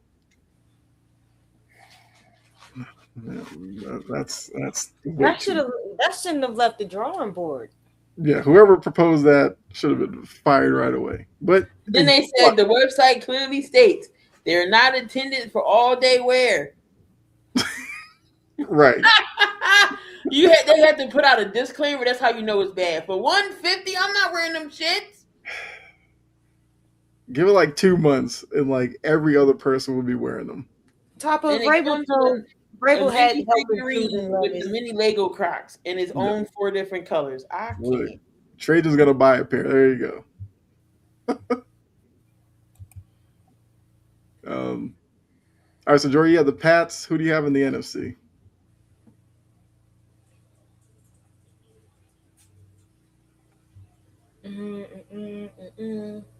Because I kind of want to Mike. If I have to pick, because the way I really wanted it, because ironically, we have Mike and Sean versus Mike and Sean. Yep.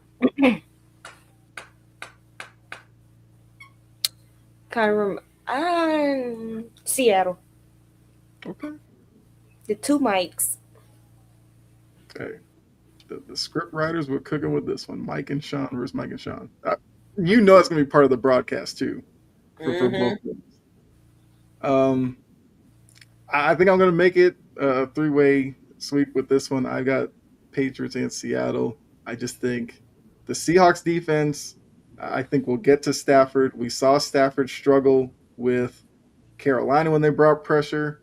When the Bears were able to bring pressure, he struggled. Topper brings up a good point. The Rams secondary has not been good for a few weeks now. Now it's going to be on Sam Darnold to take advantage of that. JSN could have a big day. But I really like the fact that they're getting Kenneth Walker more and more involved. I love Kenneth Walker as a running back. I think he can run on the Rams as well.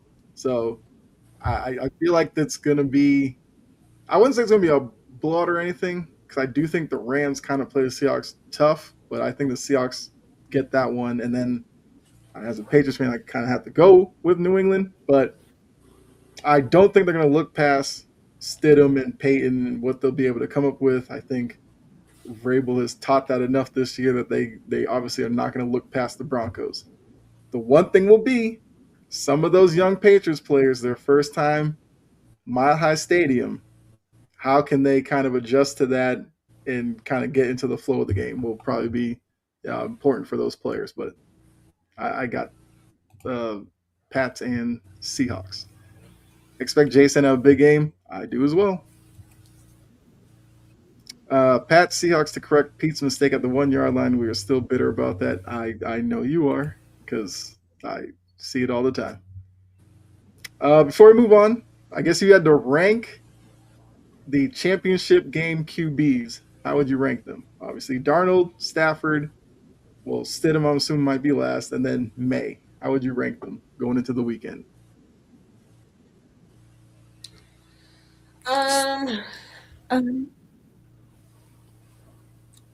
Let's go Stafford, Darnold, May, Stidham. Stafford, Darnold, May, Stidham. Who do you have, Jory? I'd have Stafford, May, Darnold, Stidham. Okay. Well, I gotta rep my guy. No, I'd probably go Stafford. I'd probably say Stafford, May, Darnold, Stidham. I think Darnold could have a big weekend, and that could do a lot for. As long as he don't see ghosts, we good. Oh, I have. That's confidence. What I'm saying. Yeah, I think with the Rams secondary, like Tapa said, I think this could be a game that a lot of people who still question Darnold can finally kind of put it past them. Stafford does have the most experience, yeah. Yep. NFL honors. Now let me start ranting about this because I got a couple of questions. Mm-hmm. I got a couple of people that already done seen too many damn times that has done pissed me off. Okay. All right. So we're gonna start NFL honors. We're gonna start with. We'll save MVP for last. That's the biggest award, obviously. Coach of the Year. So Coach of the Year, you have Liam Cohen, Ben Johnson, Mike McDonald, Kyle Shanahan, and Mike Vrabel. Who do you have winning Coach of the Year? And I will tell you, if you need the records and all that, Cohen obviously led the Jaguars to a 13-4 record. Ben Johnson led the Bears to 11-6. Mike McDonald led to the Seahawks to a 14-3 record. Shanahan with the Niners 12-5. Vrabel with the Patriots 14-3. Oh, who'd you say, Key? Vrabel. All right. Vrabel was not close. Okay. All right. I mean, I think the only one who probably has a claim to it would be McDonald because what he's done with Seattle. But I agree. I would take Vrabel. True. Uh, Defensive Rookie of the Year. So we have Abdul Carter, 43 tackles, 4 sacks. Nick Emenwari, 81 tackles, 2.5 sacks with an interception, 11 pass deflections. James Pierce Jr., who had 26 tackles, but he had 10.5 sacks, five I said pass I was giving deflections. it to Pierce. I mean, that's a pretty impressive rookie season, especially for a guy that I kind of criticized the Falcons for taking, but he had a good year. Carson Schlesinger, 156 tackles, 2.5 sacks. He had 2 interceptions, 3 pass defense, and then Damn, he had all them tackles. Shit. yeah, that's crazy. And then Xavier Watts, who's also from the Falcons, 96 tackles, forced the fumble, 5 interceptions, 11 pass defense. Who do you have winning Defensive Rookie of the Year? So top it says James Pierce or I'm gonna go Nick James Pierce. Emenwari. Mason Graham, like in the beginning of the season, was in that category. He fell off. Yeah. Man, I'd give it to Emanwari. Okay. So Key's got Pierce, Joy's got Emenwari. I'm gonna give it to Schlesinger. 156 tackles that's crazy. Like that means you well a Probably lot of gonna be that the one. might be, That get it. He's probably gonna be the one that get it because of that. yeah, That's because that means you were all over the place making Yeah. tackles like crazy. for a rookie, that is pretty impressive. But I do think Emenwari would be I wouldn't be mad if Emenwari got the award. Raheem had them young boys playing in Atlanta. He deserves a defensive coordinator job. Yes. We're not finna Well, do. I mean, we'll I'm not agree if you're gonna gonna- hire him, coordinator is where you got to go. Don't give him another head coaching job. Mm-mm. Because when he in DC with the Rams at one point, was he with the Rams? Yeah, he was with the Falcons for the 20-3. He went to the Rams, and then the Falcons brought him But back. he's Timu Micah. Yeah, yeah. When I read Abdul Carter's stats, I was like, he kind of seems like he doesn't fit the rest of them for that award. Timu Micah. Assistant Coach of the Year. Yeah, Big Fangio. Vic Sorry. Fangio, whose defense was number 5 in points allowed. They were number 8 against the pass, number 13 yards, number 22 against the run. Brian Flores, who the Vikings defense was number 7 in points, 21st in the rush, second pass against, and number 3 in yards. Vance Joseph, with the Broncos defense, they were 3rd points allowed, 2nd in rushing yards allowed, 7th in passing yards allowed, and 2nd in yards allowed. And then we have 2 offensive guys with Clint Kubiak. The Seahawks offense was number 3 in points, 11 in rushing, 8th in passing, and 8th in yards. And then my guy, Josh McDaniels. Patriots were 2nd in points per game, 6th in rushing yards per game, 4th in passing yards per game, and 3rd in yards per game. Who's winning Assistant Coach of the Year? I gotta be a homer. Okay. I mean, that Eagles defense was pretty good. Going with Vic. Okay. Me. I nominate myself. Okay. No, hey, I'm not mad at that. I mean, look, if I didn't pick Josh McDaniels, I'd probably throw to Vance Joseph. That is pretty impressive. No, actually, no. I'd go to Brian Flores because the Vikings defense don't have a lot of names on it, and he turned them into a pretty good unit there. I mean, I understand. Offensive Rookie of the Year. We have Jackson Dart. Obviously, season was cut short, but 2,300 passing yards, 15 touchdowns, 5 interceptions. Emeka Ibuka, 63 catches, 938 yards, and 6 touchdowns. Travion Henderson, who had 911 rushing yards, 10 touchdowns. He also had 220 receiving yards. Ted McMillan, 70 catches, 1,014 yards, 7 touchdowns. And then Tyler Shuck came on late, 2,400 yards, 10 touchdowns, 6 interceptions, I 68%. still got to go with Ted. In the beginning, it was a Mecca. He got Yeah, hurt, never came back on. You got to give it to T Mac. yeah. I give it to Tet, but I really hate Brian Callahan. Next. Okay. Yeah, I'd give it a Ted as well. Okay. Comeback player of the year. Um, McMillan was the most, yeah, because remember all they talked about was Ted wasn't fast enough and all this kind of stuff, and he had a great season. I can already tell jury don't like this category. Comeback player of the year, Stephon Diggs, who's come back from the torn ACL. He had 85 catches, 1,013 yards. Aiden Hutchinson coming back from a broken leg. He only played 5 games last year. Diggs played 8 games last year. Hutchinson, 54 tackles, 14 and a half sacks, four forced fumbles. Trevor Lawrence coming back from AC joint surgery. A shoulder. Get out of here. Get the hell out of here. Just Get out of here. Get out of here with that bull crap, man. so I will say this. With all the other players, I was like, I think I remember the injury. I had to look up Trevor Lawrence because I could not remember what it was. But it was an AC joint surgery. He had 4,000 yards this year, 29 touchdowns, 12 interceptions. Baker came back from that, and he ain't getting no damn award. You gotta go to. You gotta give it to Aiden. Name was on the cookie or something. I just had to say. Did I see McCaffrey on that list too? Christian McCaffrey came back from a PCL sprain. He played 4 games last year. No, we getting it to Aiden. Okay. And Are Dak you gaslighting me right now? They are gaslighting. Dak Prescott's the 5th nominee. He had his hamstring? Well, that yeah.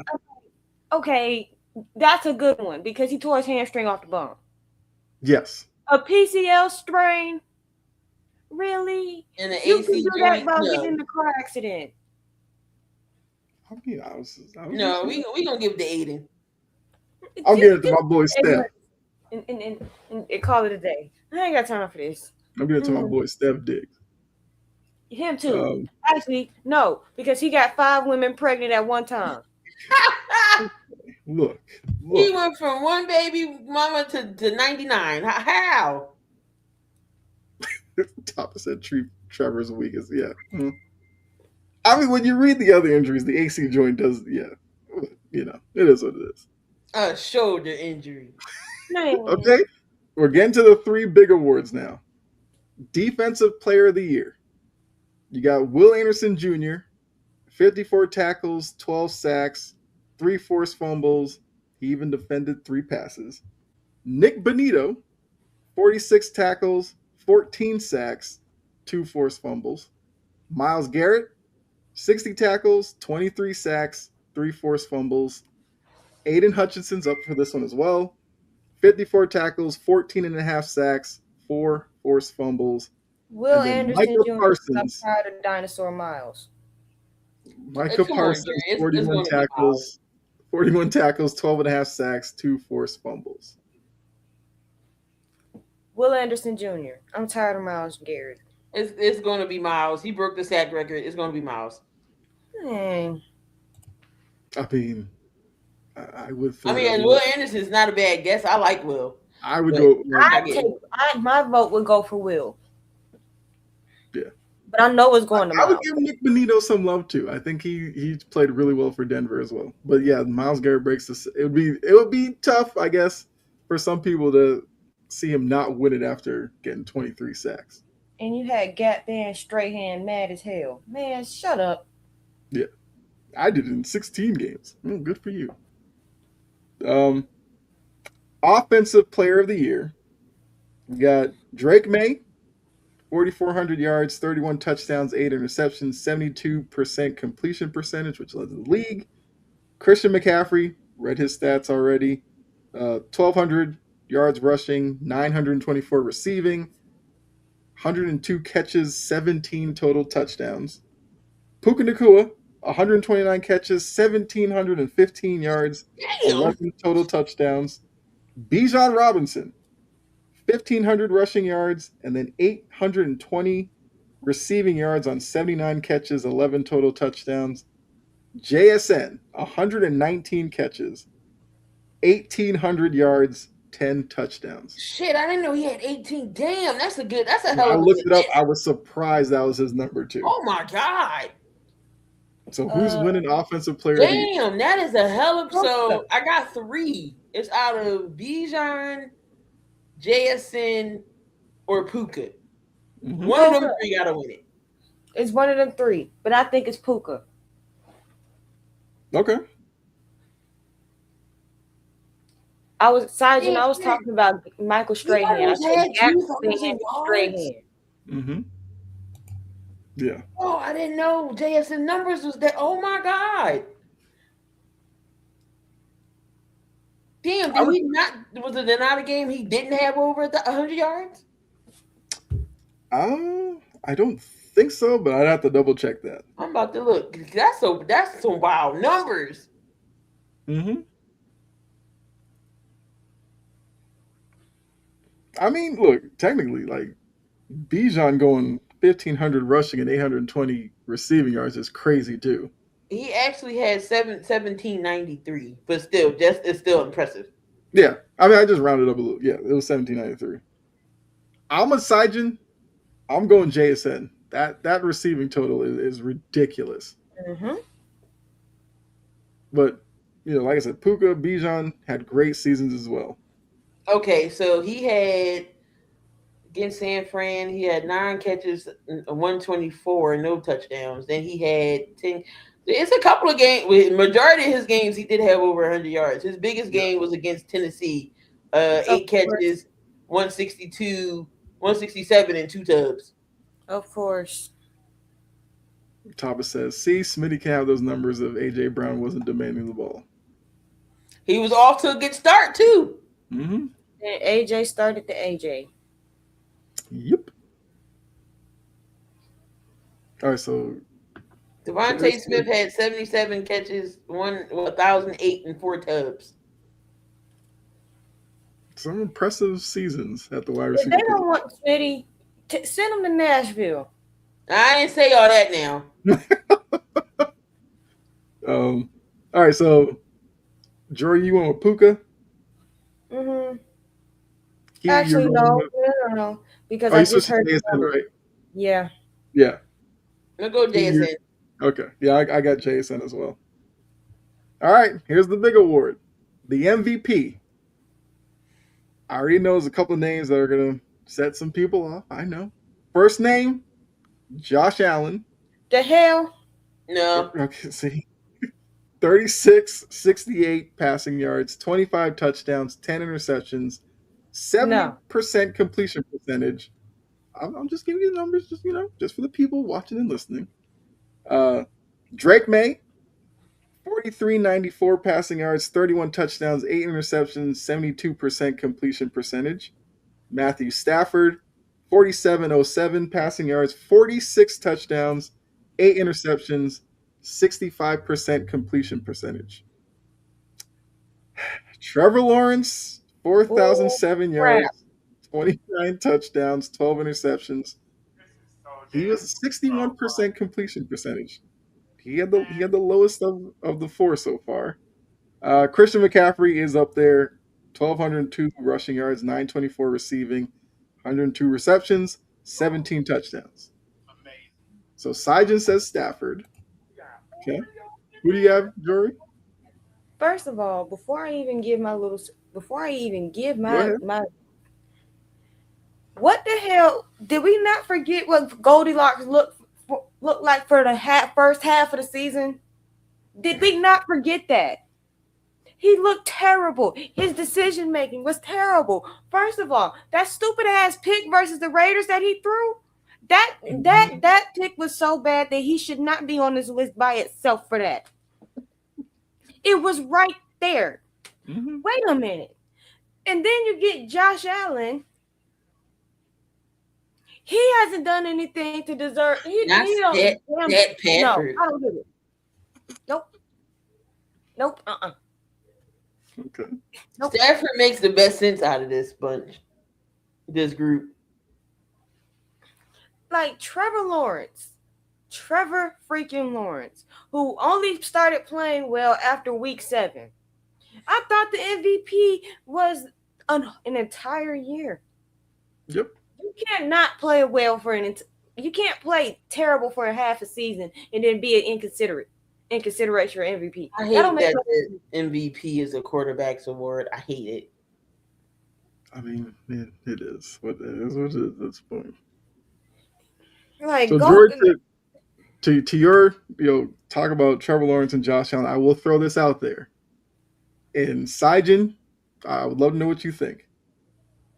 Here's a quarterback's numbers, and you tell me if they probably deserve it more than Allen and Trevor Lawrence. He threw for 4,048 yards. He had 25 touchdowns, 4 interceptions, 68% completion percentage. And he had a 99 rating. Trevor Lawrence's rating was 91. That quarterback was Sam Darnold. Sam Darnold had a better case. Okay. And so did Myles Garrett. They should have just took them two clean the hell out. Put Myles Garrett and Sam Darnold. It's some BS. You don't know. I'm like, but my pick is Drake May. Okay. The Garrett thing, my only pushback would be they only won 5 games. If they were like a playoff team, I would be here for it because that's where the real value is. With only 5 wins, I can't have him be an MVP candidate. Defensive Player of the Year, he can take that. I have no problem with that. But MVP, need a little bit more wins from your team. So you got Drake May. Key, you said Stafford. Right?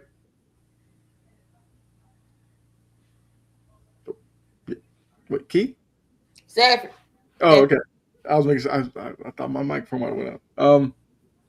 I'm taking my guy Drake May. I'm doing it for my guy. Josh Allen, best player. Well, I mean, that's arguable.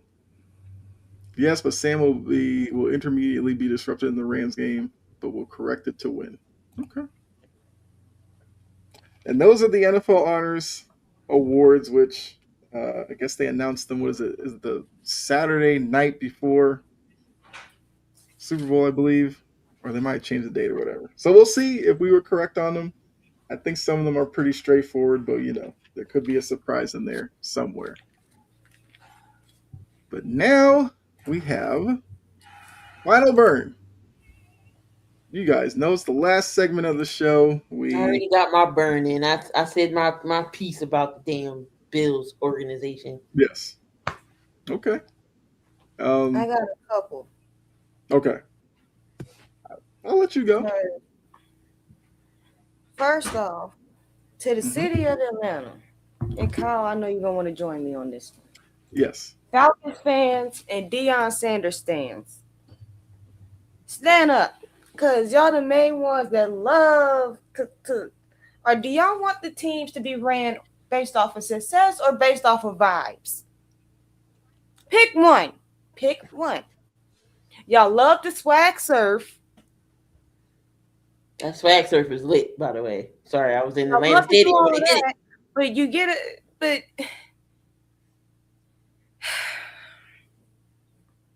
y'all don't want to win. Y'all just are the epitome of why people call Atlanta a terrible sports town. Mm-hmm. You got people like DC Young Fly out here mad because of Stefanski and saying some crap.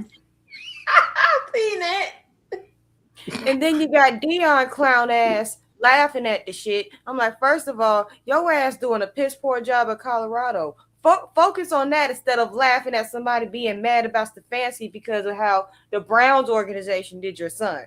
That ain't got nothing to do with Stefanski. Mm-hmm. I mean, Stefanski had his role, but who really did that? Set Shador up for that? The Browns. Mm-hmm. Alpha, be Like, careful. You can't say that. Shador no, people. you can't say that to them Whoa. folks. Yeah. You cannot say that to them folks. Because otherwise, you a sellout, you a coon, you don't know what you're talking about. And I'm like, I done been called worse by better people. Y'all can't tell me jack squat. Like, y'all, the main one, and it really got to the point when Falcons fans are mad as hell about Stefanski getting hired because they fired Raheem Morris, a black man.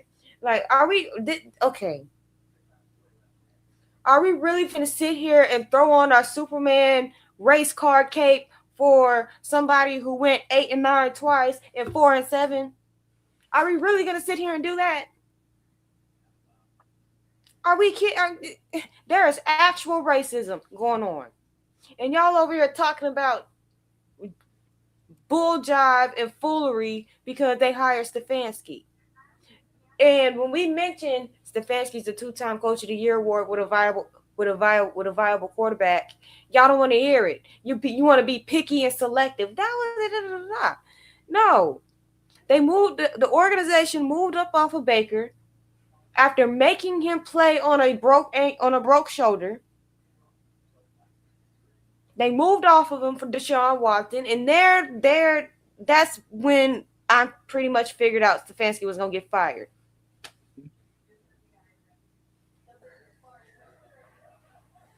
I just y'all don't even when it comes to the Hawks. We've been trying to say folks who actually know ball been trying to tell y'all Trae Young has been the problem for the last 3 seasons. Y'all get so sensitive and so get your panties out of your ass. I mean, I did say in the beginning of the show the very beginning, I did say Trae Young was gonna get traded. Yep. Yeah. Like Atlanta sports fans outside of Braves fans really aggravate the crap out of me. They do. Y'all. Okay. Braves fans kind of keep to themselves. I'm finna say something, and it's gonna sound wrong. It's gonna sound fun.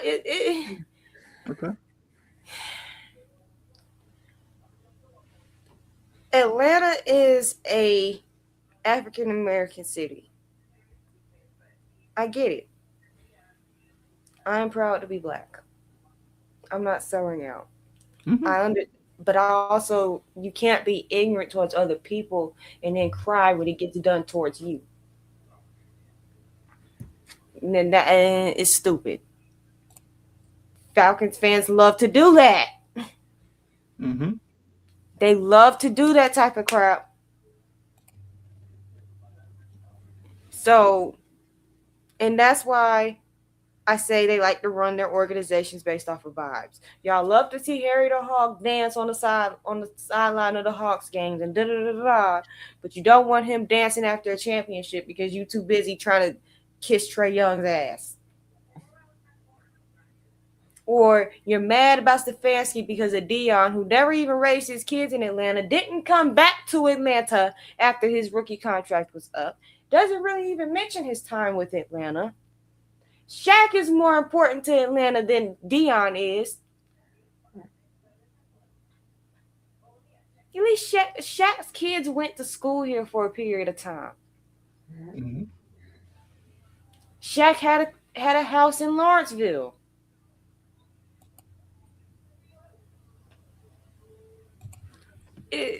Y'all are doing all of this reaching and all of this prejudicial bullshit for what? For what? But if it gets done to you, it's oh my God. Did you not know there's a couple of ignorance begets ignorance. Love begets love. Hate begets hate. I feel like there is a Bible verse that says something similar to that. Mm-hmm. But you get the point. They don't get it. Y'all are mad about Stefanski and saying that the Arthur Blank is unseated. You're calling Arthur Blank out of everybody racist. Y'all are such an unserious group of people. It is ridiculous. Arthur Blank, out of anybody, is not racist. About to say, how Mr. Home Depot racist? Get out of here. Exactly. You'd be surprised the conversations down here. It is nauseating. Because they hired Stefanski. And now y'all want to hate on Matt Ryan? Mm-hmm. First of all, y'all not even giving this chance an ounce of time for it to work out. And then plus he's married to Mr. Blank's niece. The ice cubes are so cute. If you don't know, Ice Cubes are Matt Ryan's kids. I like Who is that. I'm it? like, you need somebody who can stabilize the offense. You have the pieces. He can stabilize the offense. Matt Ryan made that hire with common sense. It's the Falcons fans that act like they don't have any. I guarantee there are Falcons fans who would have rather see them take Michael Vick out of Norfolk State and name him the new head coach. Exactly. I don't know. Devin Booker got hurt. Oh Lord. Yeah, Matt Ryan is the president of operations Football. or whatever. Yeah. The GM reports to him basically. Uncle Luke and Asante Samuel Sr. Both of y'all need to Both of y'all need to be quiet. Uncle Luke, I get you. You made a lot of good music. You made people want to drop it like it's hot. I got you. And you do a lot for the Miami community. I understand that you're a booster. You don't get to sit here and try to compare your resume to somebody who went to 2 Super Bowls, idiot. You don't get to sit here and do that. Both of y'all sound stupid and disrespectful. Put your phones up, go touch grass, and give it a rest. Not go touch grass. Like, ugh.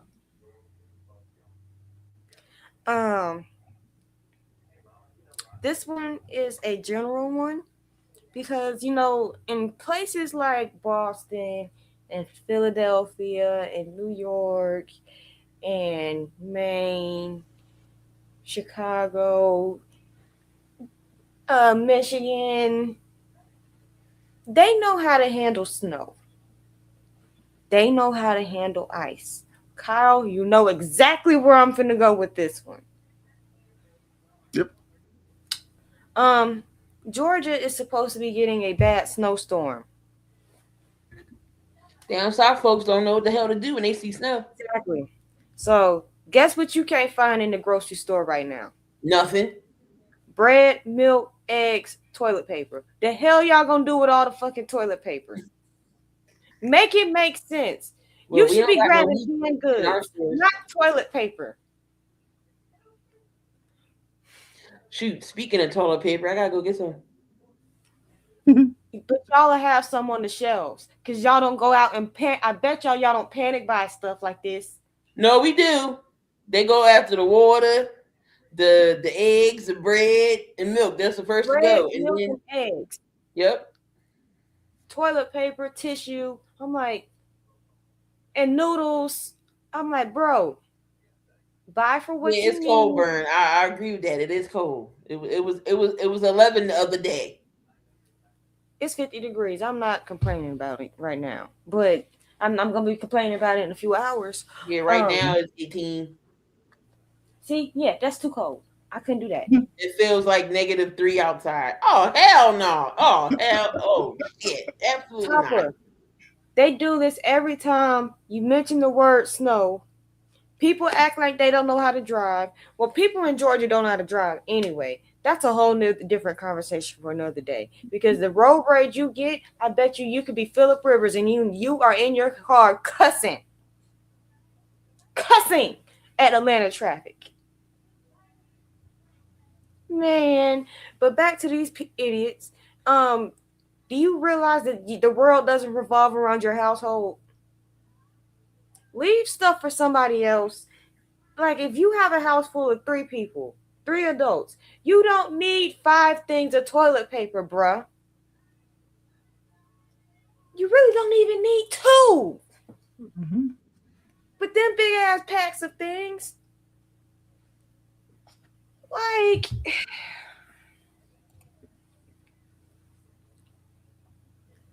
y'all buy up all the bread, milk, and eggs, soap.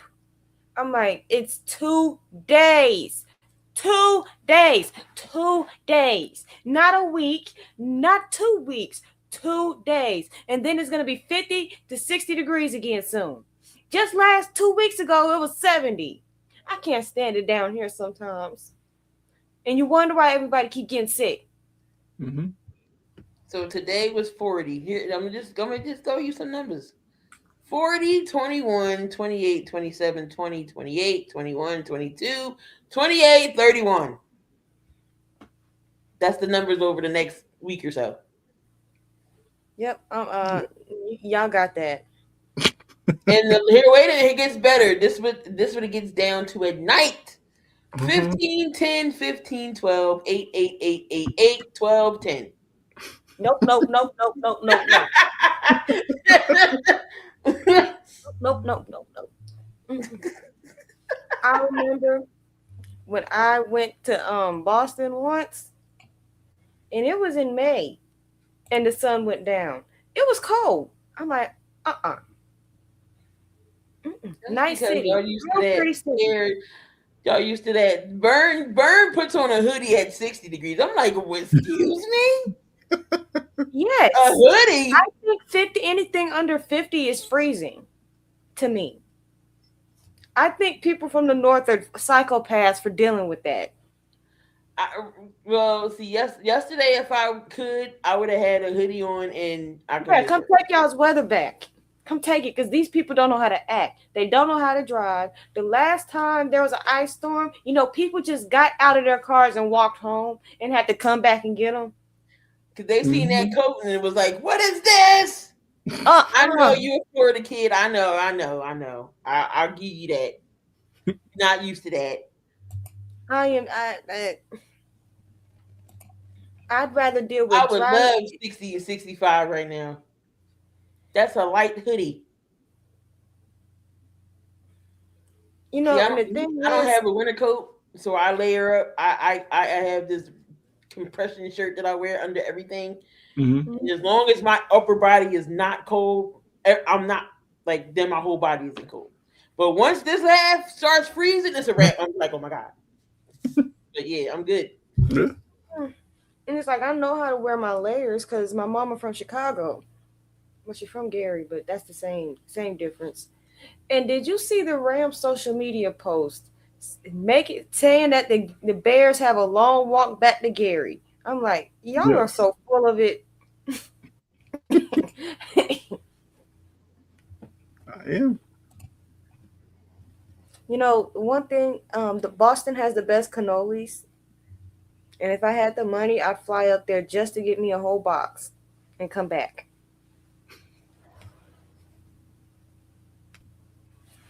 And the last thing, then I'm gonna let whoever wants to have it go. We have got to start giving Josh Allen the exact same treatment we give Lamar Jackson.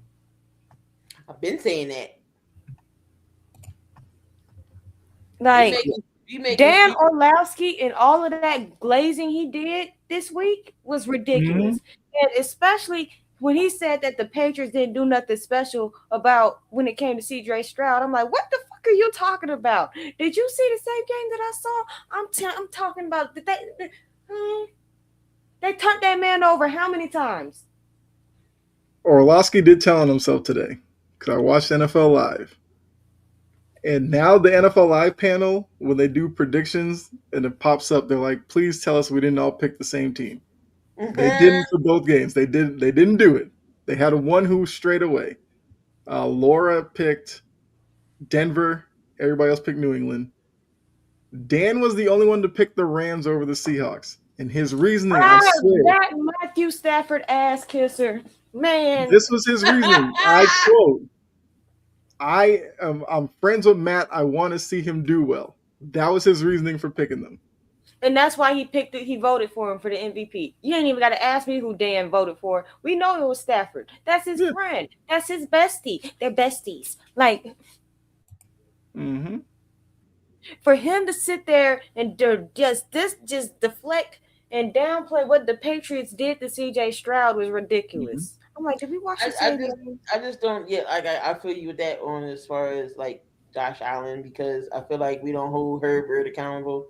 We don't hold Allen accountable. Crucify Lamar. Jalen Hurts gets crucified. Like, what are we doing? Because I had a conversation in the Discord chat. I'm like, Josh Allen, to me, Josh Allen and Lamar are in the exact same boat. Don't go saying, because if you say one is overrated, you got to say the other one's overrated. And both of them mugs is overrated to me. I'm like, they two cheeks off the same ass. Yeah, they both won MVPs with no Super Bowl. Point blank. That's it. They have to be held to the same standard at that point. And they both then got coaches fired. Yes. Add that to the list. Herbert's an interesting name.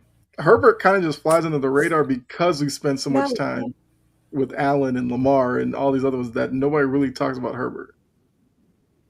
Everybody's like, "Oh, McDaniel's going to come there and change it." No, I get so sick and tired of shady ass. You know, he was going to put on his list this week. He was going to get put on his list this week, but I had to give myself a break because I had him on here last week. He's always on the burn list. Yes. He get on my nerve. Butterbean head ass. He get on my nerve with that one gold tooth. All like he criticizes Jalen unnecessarily. I'm not saying Jalen is safe from criticism, but the stuff Jalen that Shady be doing just to downplay what Jalen Hurts be doing is aggravating to me. I'm like, first of all, you talk like you actually did something to win a Super Bowl. You didn't do jack squat. Nothing. Not a damn thing. Not a thing. You got two things. Exactly. Yeah. And then you're going to say, oh, is Shady a Super Bowler? Hell no. I mean, is he going to say he a Hall of Famer? Absolutely not. No. Yeah, my left he is more of a Hall of Famer than Shady. Get out of here.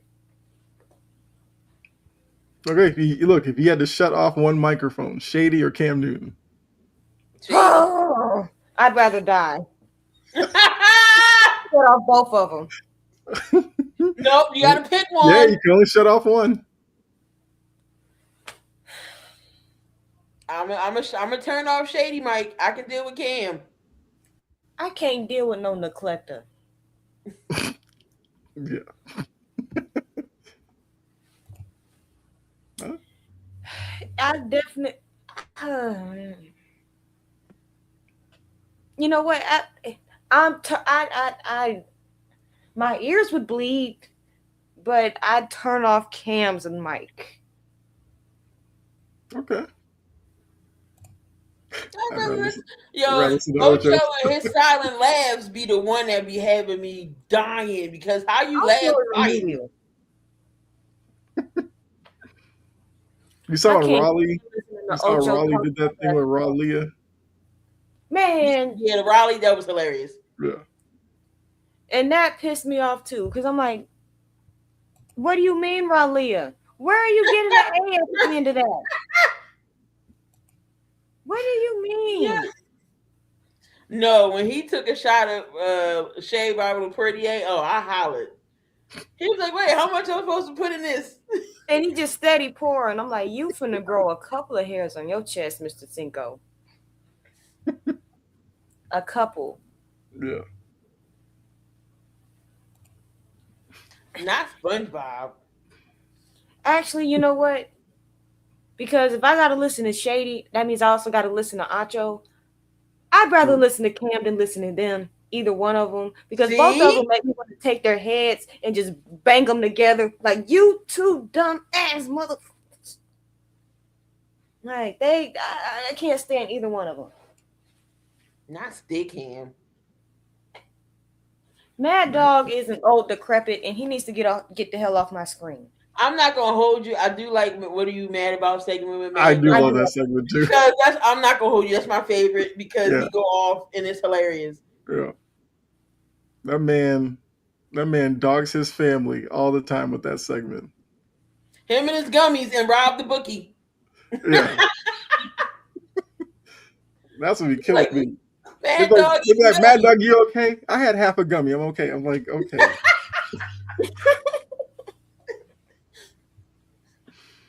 Oh man. I don't think he'll be bad. He'll Not man as long as he terrible. manages the game well enough.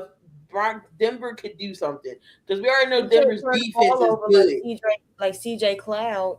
It was always Yeah. Denver's offense is what I questioned the most. They defense bailed them out, kind of how like Philly did, but they offense was always suspect to me.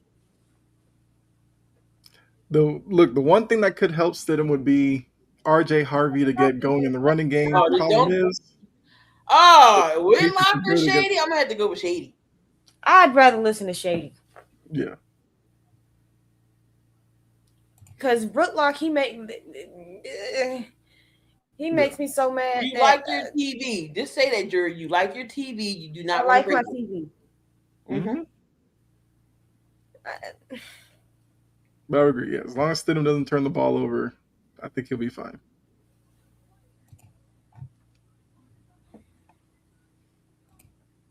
Oh hell no. Yeah, we don't need Skip. No. I don't need Skip or because he done got Skip Bayless done got Gilbert Arenafied. So no. Hmm. Yeah, Not a clown. He's donut. shaped like a damn donut. Damn clown. Ooh, we gonna 6 to 8 to 10. That's what our storm track is. Yikes. Yeah. Mm, I don't know. That's all I had. Asante Samuel Sr. and Uncle Luke, y'all need to get along. Kumbaya. Yep. Um, yeah. I was gonna get Shady his rip, but I'm like, no. Cam Newton did something this week to make me mad, but I forgot what it was.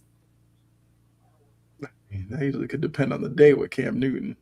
Exactly. I know he said something. Mm-hmm. Um, Sijin, Walt I will be Parker. reporting tomorrow. There you go. So if you subscribe to or you check out Jory Sports Stories, she's got an episode for you tomorrow. I will have one tomorrow as well on Chomping at the Bit. Oh. See, I don't like to defend Notre Dame, but Cam Newton said Notre Dame hasn't been relevant in years. Yes. Motherfucker, they were in the It national was championship last Cincinnati. What year. you mean? Mm-hmm. Yeah. I'll That take was the look. thing that I'll he take said Shady today. over Cam. How about that? Okay. Like Ryan Clark it did was check him on that. that one because he was like, "What about Auburn? Auburn isn't relevant then. That's what you're going off of." He's like, "No, we're not." And I was like, "Okay, well, at least he said that." But Mm-hmm. yeah. Oh shit, we beat the Avalanche 7-3. All right. So wait, Joe, you said you're out of your final burn. And I don't like how he keeps trying to disrespect what the Patriots got going on. Leave them folks alone because you look like a robot when you played. Bye. Yeah, we talked about that earlier. Yeah. He said, "Yeah, Hey, it's that 5 hour thing. That five yeah. hour." I mean, And some that's thought when when he was beating that trash can that he might have been back on it, but he's Oh, saying don't he. last 5 hours. Really, Mike? That's when you know too much. You didn't need to tell us that. you don't need to tell that part. Michael Irvin did an interview with Brandon Marshall and Beasley. I'm not a Brandon Marshall fan. He cried too damn much. That's why Yeah. I am athlete is no more. The pivot took over. Mm-hmm. No, Cam Newton has not done a thing. All he done is throw a hat on. So my final burn, oddly enough, it is college football. They just decided that they're going to stick with 12 teams, whatever, however you feel about that. But they put that provision in, which we've talked about before, about Notre Dame. If they're in the top 12, they automatically get in. And I will say, this is one of the few times where I thought Stephen A was dead on. Stephen A said, why are we making exceptions for Notre Dame? This is why they don't comply with everybody else and join a conference, because they feel like they are above college football. I think it's stupid. I think it's dumb that they, as once again, Stephen A did point out and remind people during the COVID year, because Notre Dame was not in the conference, they had a lot of trouble coming up with a football schedule. ACC went ahead and was like, hey, play our teams and we'll whatever. Good They grief. did that. Use the ACC, still won't join the ACC except for every other sport besides football. And now, if you had a thought of them joining the conference because of the implications with conference champions and all that for the playoff, they're definitely not going to do it now because they're going to get special treatment as long as they're in the top 12. They're going to get in. I think it's stupid that they do that. I also have a problem they didn't expand to 16, but that's just me. I said that's the number they should go to, but they're keeping it at 12. I don't have a problem with that. But stop. So it's just football that Notre Dame's not in no conference. But Yeah. everything else, like football, Yeah, basketball, all that, they yeah. are in the ACC. But they won't join them as a football team because they get all that money from NBC as an independent. They're Right. not gonna give that up. So if the NCAA had maybe a governing body that we all knew who they were and actually had, legs to stand on, maybe they could force Notre Dame into a conference. But this current setup where the NCAA is just like, hey, you conferences handle whatever you want to do, like it's not going to change. No. 3D says go back to 8. I mean, they're at 12. They're not going back because that would be them losing money. We know that's never going to happen. I just said they 16 need is to the do this perfect shit number. earlier. All the ball, Yes, because it should with end with January the transfer portal opening up, it's too much. Yeah. Have it earlier so when the portal comes, everything's done and over with. Mm-hmm. Okay, so Simon's a Notre Dame fan. So the drama is just that everybody else plays a conference schedule. Mm-hmm. Notre Dame doesn't, so Notre Dame can fill their schedule with Whoever. Stanford. I mean BC, who I'm a fan of, but BC, if they're having a really down year, that game does them no good. I think next year they're playing like Rice and San Jose State and stuff like that. Oh my god! But and then they get to pick their own schedule. That's the thing; they get to pick their own schedule because they're not tied to any conference. Nope. Now, the one thing, they do play USC. If USC is a good team, that's a good game. Fine, I'll give them that. But if you are a Bama fan like Jory, 1 week you could play Georgia, then you're playing LSU, then you're playing Tennessee, while Notre Dame's out here building up wins on lesser competition. Mm-hmm. So that's where a lot of the drama comes from. They feel like Notre Dame should join the ACC, or I kind of think their style probably fits the Big Ten a little bit more. Join one. If you win your conference, then nobody will have anything to say about you when you make the playoff. They know if they joined the Big Ten right now, they'd be getting their ass kicked in. That is true. But I've said that makes the deal with the ACC that much easier. You go in the ACC, win it every year, get in the playoff, and nobody's going to say anything. But they won't do it.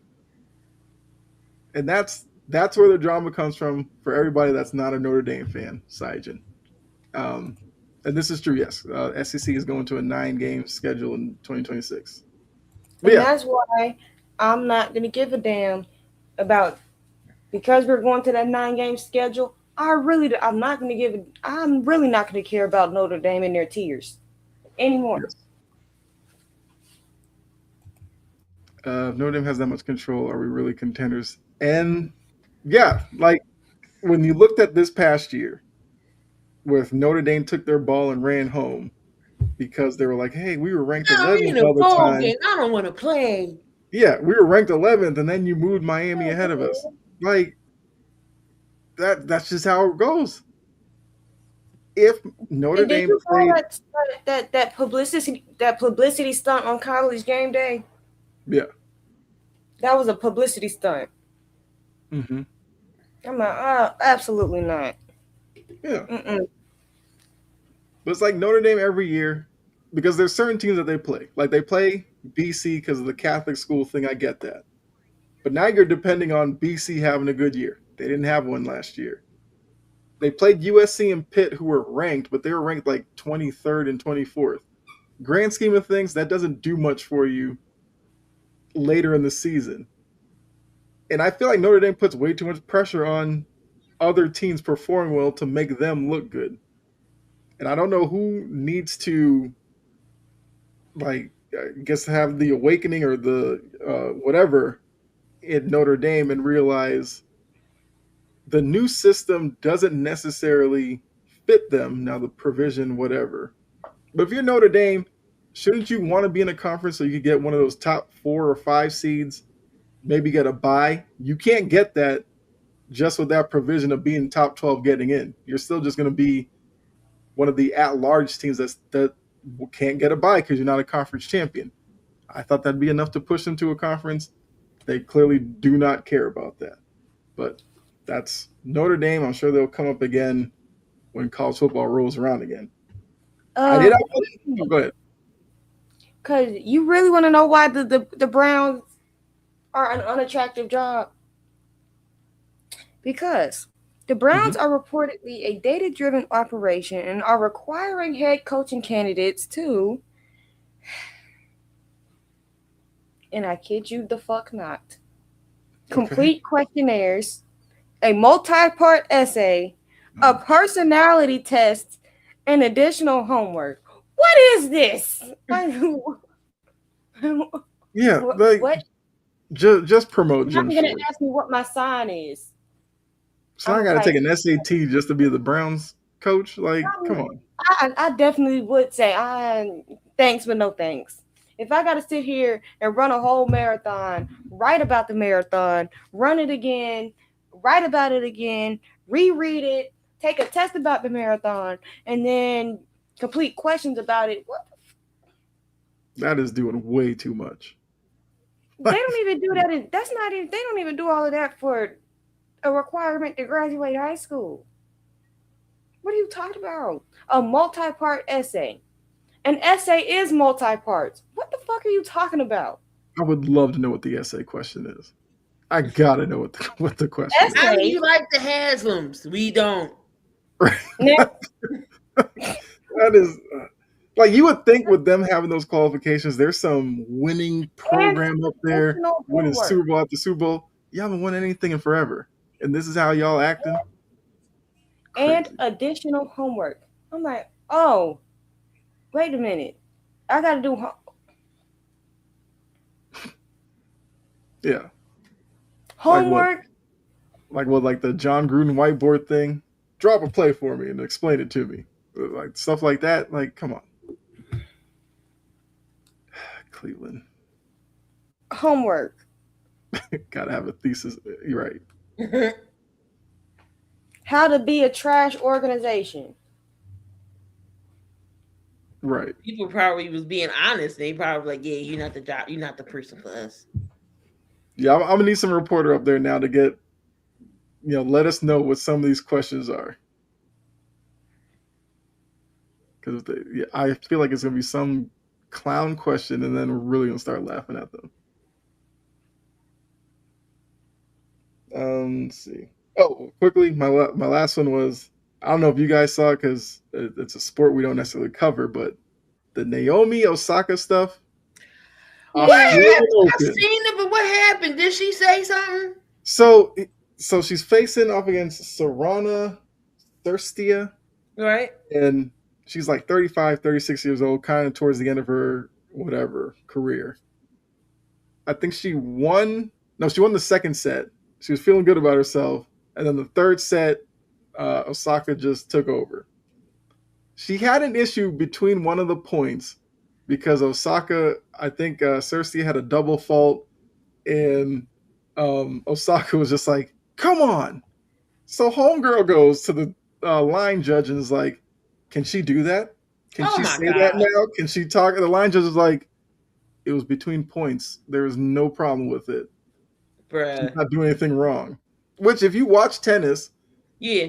you are out there on the court by yourself against an opponent, and a lot of times between points, you look up at your box, you might have a conversation. Mm-hmm. Stuff like that happens all the time. Homegirl wanted to be a sore loser. Osaka wins. They come to the net, they shake hands, and they shake the chair judge's Yeah, hand. she said.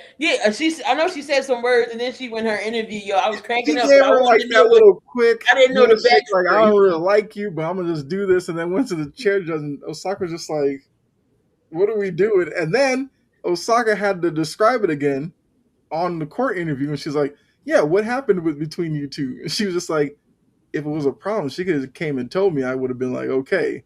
Apparently, I said "come on" too many times, and the crowd was like a Jerry Springer crowd. They were just like, "Ooh!" And I was like, "Y'all doing too much." But and then Saka looked over at her. She's like, "Well, I'm not sorry, so it is what it is." And everybody's like, I felt so Being bad for petty. her. She had to describe this, which was a nothing that Cersei had turned into a big thing.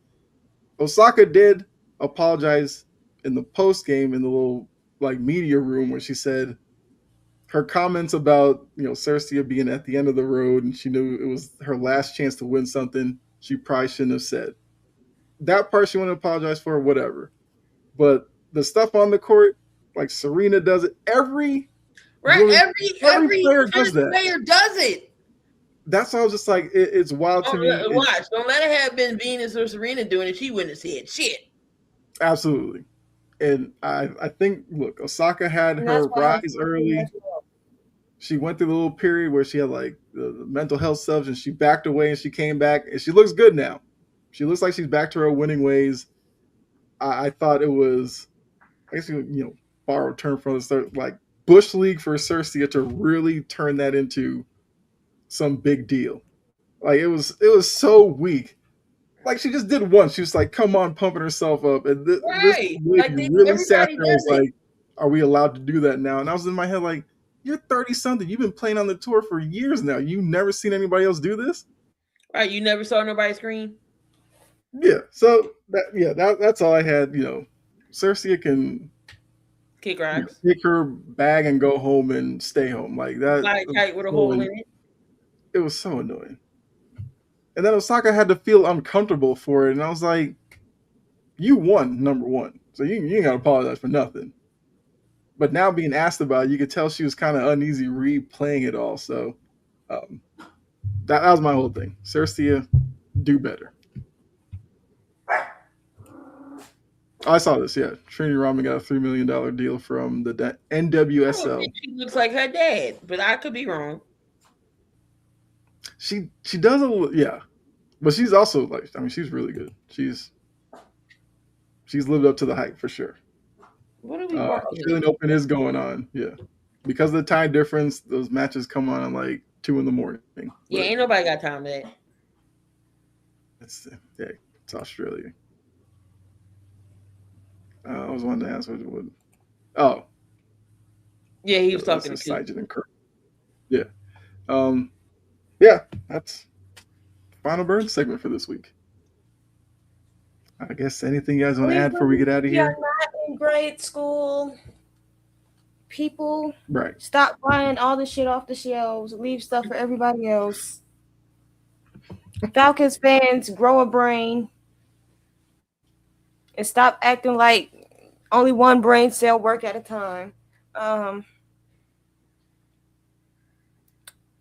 I will be recording my episode tomorrow. Lord's willing. Yeah, that's all I have. Please, Got for the love of Christ, do not hire Jim Bob Cooter. Please. Please. Yeah. Brian Davis. I guess if I was gonna make a plea to a team, Steelers, just go ahead and give Flores the job, because the last thing we need is for him not to get it, and then the conversations. He just seems like the perfect fit. Oh, Jory, I forgot to say something. Like somebody said, Robert Saleh is like Mike Vrabel light.